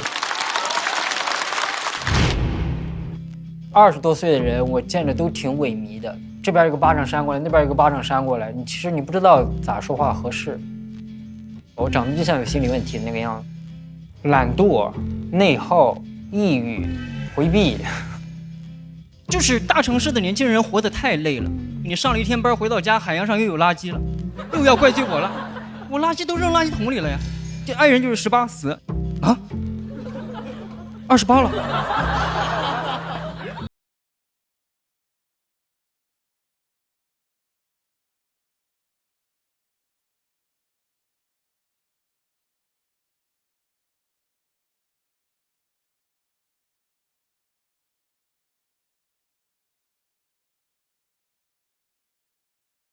因为每次排练都不好，没有人27开始学爵士的，就是这样。我肯定也不是第一个了，我只是这些绝望的人群当中的一个。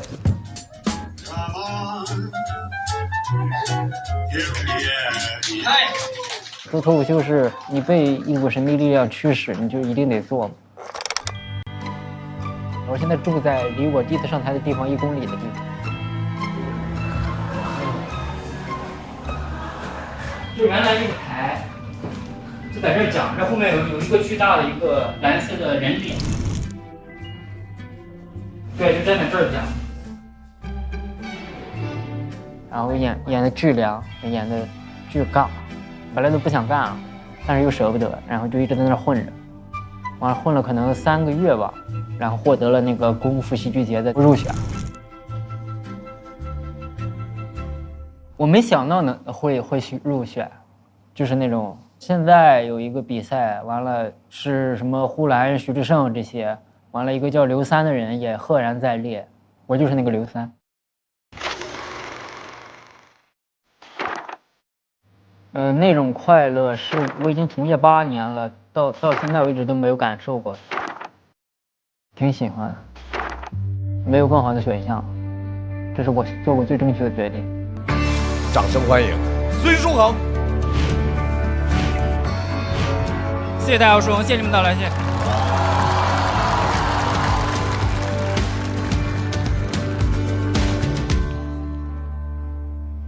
没有答案，只有硝烟弥漫。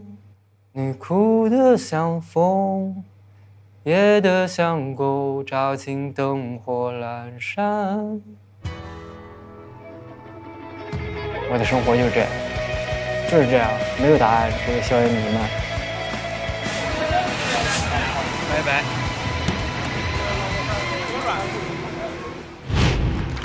真享受看这2个3人战队的比拼，你根本不知道谁可能在什么地方占先机。刚才有那么精彩的表现之后，书恒又把这个场子给炸起来了，再次掌声送给孙书恒，太厉害了啊！马上迎来的是你的对战的朋友，正常一点，没问题，稳当。这位朋友在脱口秀上是新人，但是在职场上是老人。之前他跟我们分享了他的外包的故事，他的群面的故事。我们今天听一听他还有什么样的职场故事想要和我们分享。掌声欢迎侯志远。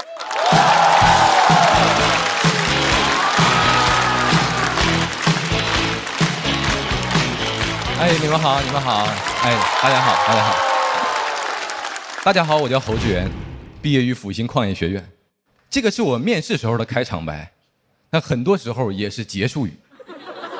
有些学历歧视的面试官听完我的介绍，眼神都变了，感觉他们听到的版本好像是“大家好，我叫侯志远，我有传染病”。他们学历歧视，但保持体面。听到我的学校会假装夸一句挺好的。我经常被夸奖，但是从未被录取。感觉面试官的评价分成4个等级，优、良、中，挺好的。其实我的专业成绩是我们学校前几名，但我投了上百份简历一个专业对口的工作都找不到。这个市场环境挺好的。我很要强。坚持了很久才去当销售。领导杨总跟我说：“小侯做销售不看学历，酒量比学历重要。”我酒精过敏，杨总说给我1个月的时间，让我把酒精过敏的缺点改掉。杨总这人挺好的。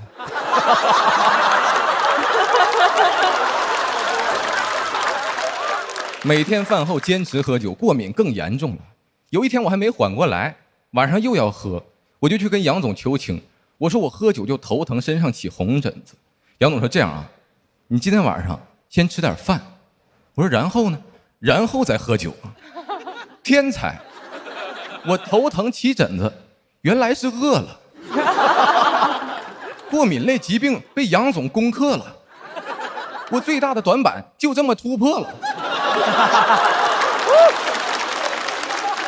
原来米饭的主要成分是淀粉、蛋白质和氯雷他定。杨总因材施教啊，又教我学习循环催吐喝酒法。简单来说就是喝几杯，去厕所吐一下，回来再喝，然后再去吐，特别像反刍。基本上我喝3轮就趴桌子上睡觉了，这就是我喝酒的3部曲啊：1、2、睡。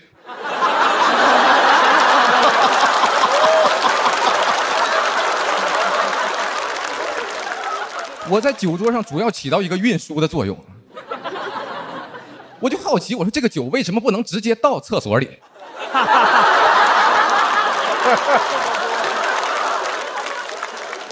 有的时候我会抱着那个马桶边吐边哭，我不知道自己在干什么。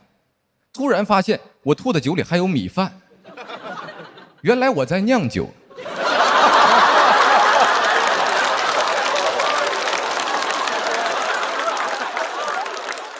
我想不明白自己为什么要承受这种痛苦，感觉每一杯酒都是对我学历不高的惩罚。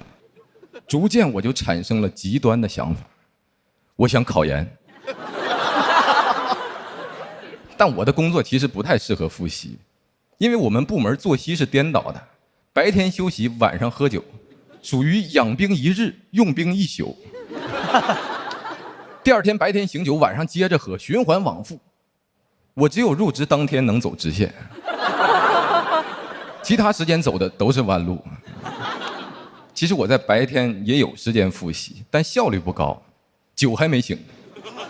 而且复习也得避开杨总，因为杨总这个人在公司里边，他可以看手机、看杂志、看报纸，但是看不得我学习。我一掏书出来看，他就来阴阳我。哎呀，真上进呐！我就看不了书，看见书我就难受，感觉杨总有严重的学习过敏。对付过敏我有经验啊。我说你先吃点饭。发现我在看考研资料，杨总又来问我这是要考哪呀，研究生。我怕他开除我，所以我想让他觉得我肯定考不上。我说啊，我考北大。杨总开始关心我了，说小猴你是不是没醒酒啊？我说杨总我已经醒了。你有没有听过一句话，清醒的人最疯狂？这个办公室里我最疯狂啊。那天是杨总第一次劝我少喝点。我一直觉得北大的学生跟我不是一个世界的人，直到我认识了一个北大的朋友叫大海。当时我是找不到工作，住在北京的一个青年旅社里，他也住在那儿，体验生活，体验我的生活。虽然他住在我下铺，但我感觉他还是高我一等，因为他普通的 T 恤上印着一个大 logo， 准确的说是北大 logo 啊。那个青旅很破，洗不了澡，大海主动提出要带我去北大里洗澡。澡堂里边雾蒙蒙的，北大学生真争气啊。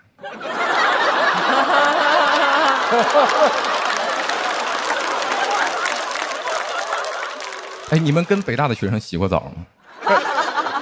根本挪不开眼睛。我就想看看他们跟我到底有啥不一样。但我发现他们脱掉印着 logo 的衣服以后，没啥不一样，都是普通人，每一个我都看了。他们胸口都没有伟大 logo。当然我不是一直盯着看啊，我是边搓边看，看起来我是在搓泥，只有我知道我是在祛魅。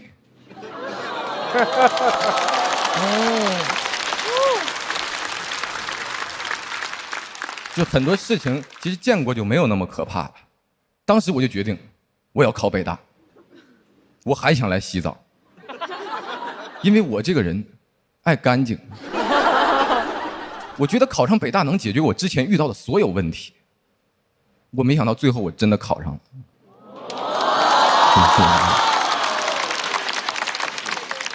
这复习的过程是很痛苦的，我能分享的经验就是少喝点酒。考研上岸，我最大的收获就是要相信自己。我感觉没有人可以再轻易的评价我了。现在我研究生也毕业了，我拿着那个北大的毕业证再去找工作真不一样。我受到了很多特别的关注 ，HR 都特别关注我的第一学历。我说复兴矿业学院，他说啊，挺好的。讲到这，谢谢大家。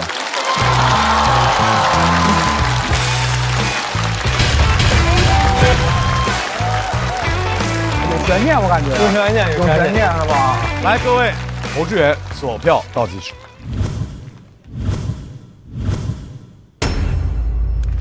谢谢。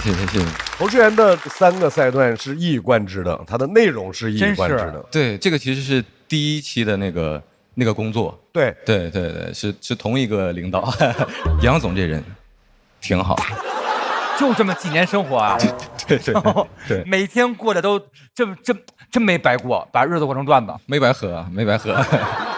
我其实一开始会为他有点担心，因为可能孙书恒太厉害了，但是后来我就听进去了，然后尤其是喜欢他那个，他说他在北大洗澡搓泥其实是祛魅啊，我觉得那个点太打动我了，所以我觉得，哎，我还是想拍这个灯。谢，有那种段子冲进心里了。对，他有一点特别可贵，就刚才春春讲到，就他在北大搓泥，然后祛魅。就他营造那个画面，他是这么一个特别单纯纯净的一个人，他讲这画面又很可笑，但你又没有任何让你有不好的感觉，对，就是一个，但本来你说特别单纯纯正人在那儿的话，你会觉得他不好笑的，他又好笑又干净又简单，我觉得那个瞬间我特别开心，特别高兴听的时候。谢谢罗毅老师。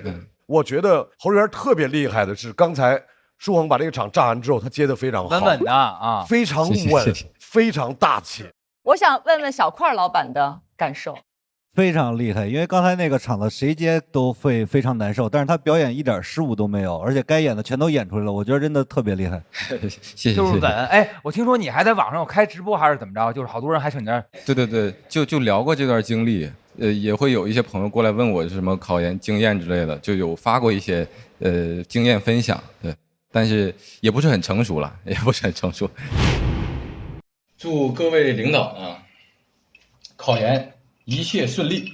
当时是我临毕业的那一年，12月份，考研的前1周，我突然开始紧张了。我估计大家可能会有一些人，比如在每一年的高考季，自己会莫名其妙的紧张。我是在每一年考研的那几天，我就会莫名其妙的紧张，然后那1周就突然特别有表达欲，发了以后。数据就特别猛。我觉得北大没有改变我，生活中真正重要的事儿，那个毕业证都给不了你，它不能让你更健康，也不能让你更快乐，是考研改变了我。我现在遇到那种坚持不下去的时候，我只会想着说，考研我都坚持下去了，这点事儿算个屁呀。当时是边上班边复习嘛，但我还跟同事住在一个标间里，就不太敢在房间里开着灯复习，就只能等他睡着以后去厕所里边复习。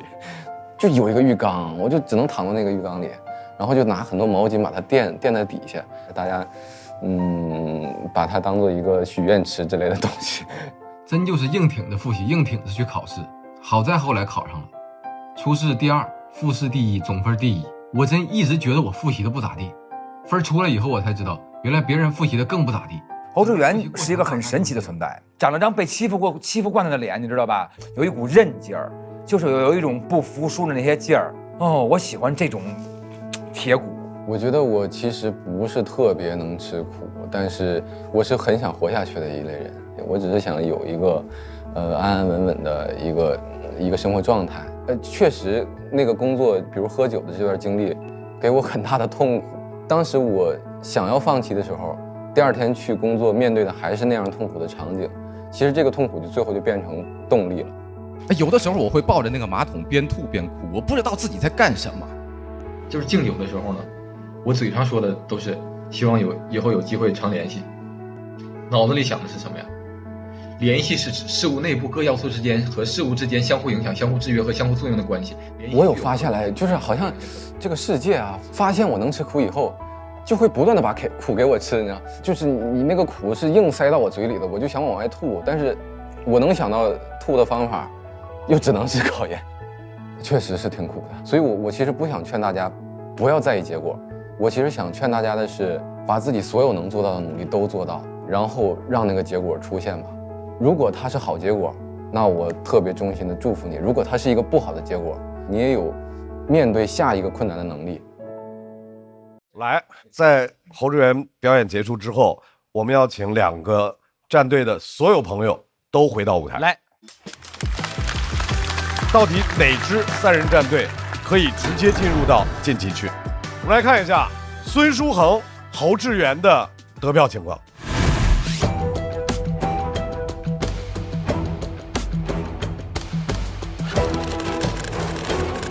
这个差了多少哈？他的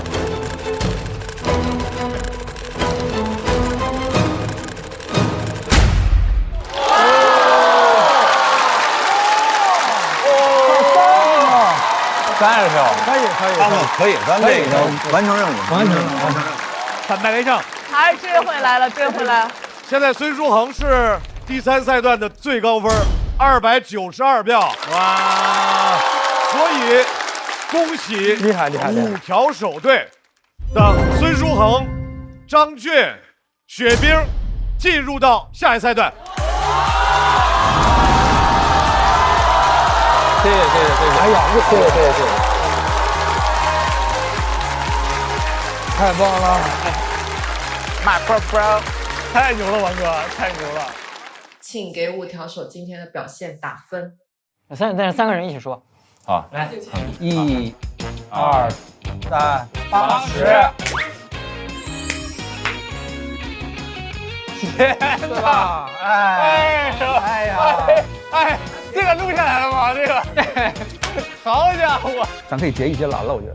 哎呦，5条手胜出的关键是什么？团魂。就是我们这最有团魂的。对呀，这次比的时候，我们就想让他压轴，因为他确实承担着这个票数最高的。他的单口喜剧脱口秀内容是有一些老罗说的那种理想主义在里边。脱口秀的里子。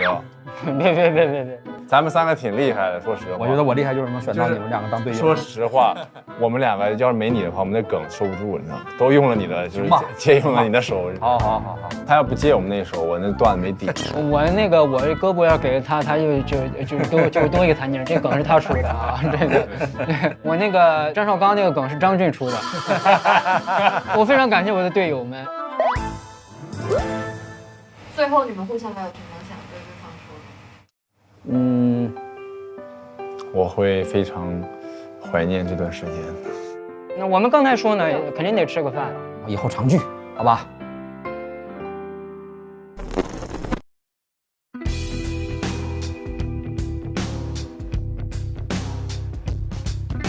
谢谢斌哥请的山猪。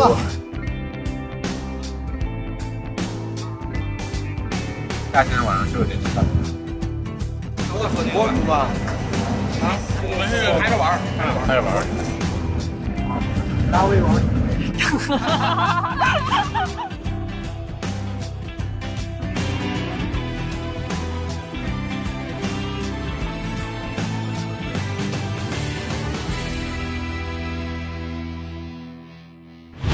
来了，哎呀，来了，可以了，来了。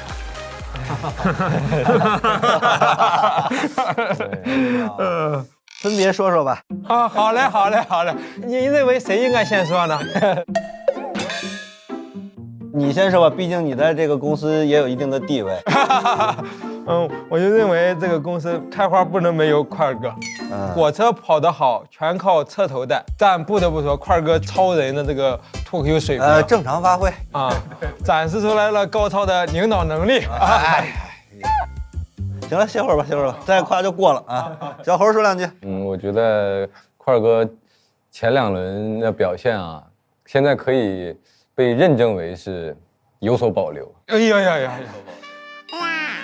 这一轮确实是因为我们两个，组成了一队，块哥这回就决定不保留了，不保留了，所以我觉得这个是真实的水平，真实的真实水平。你的前途以后比他广。哎呀呀呀！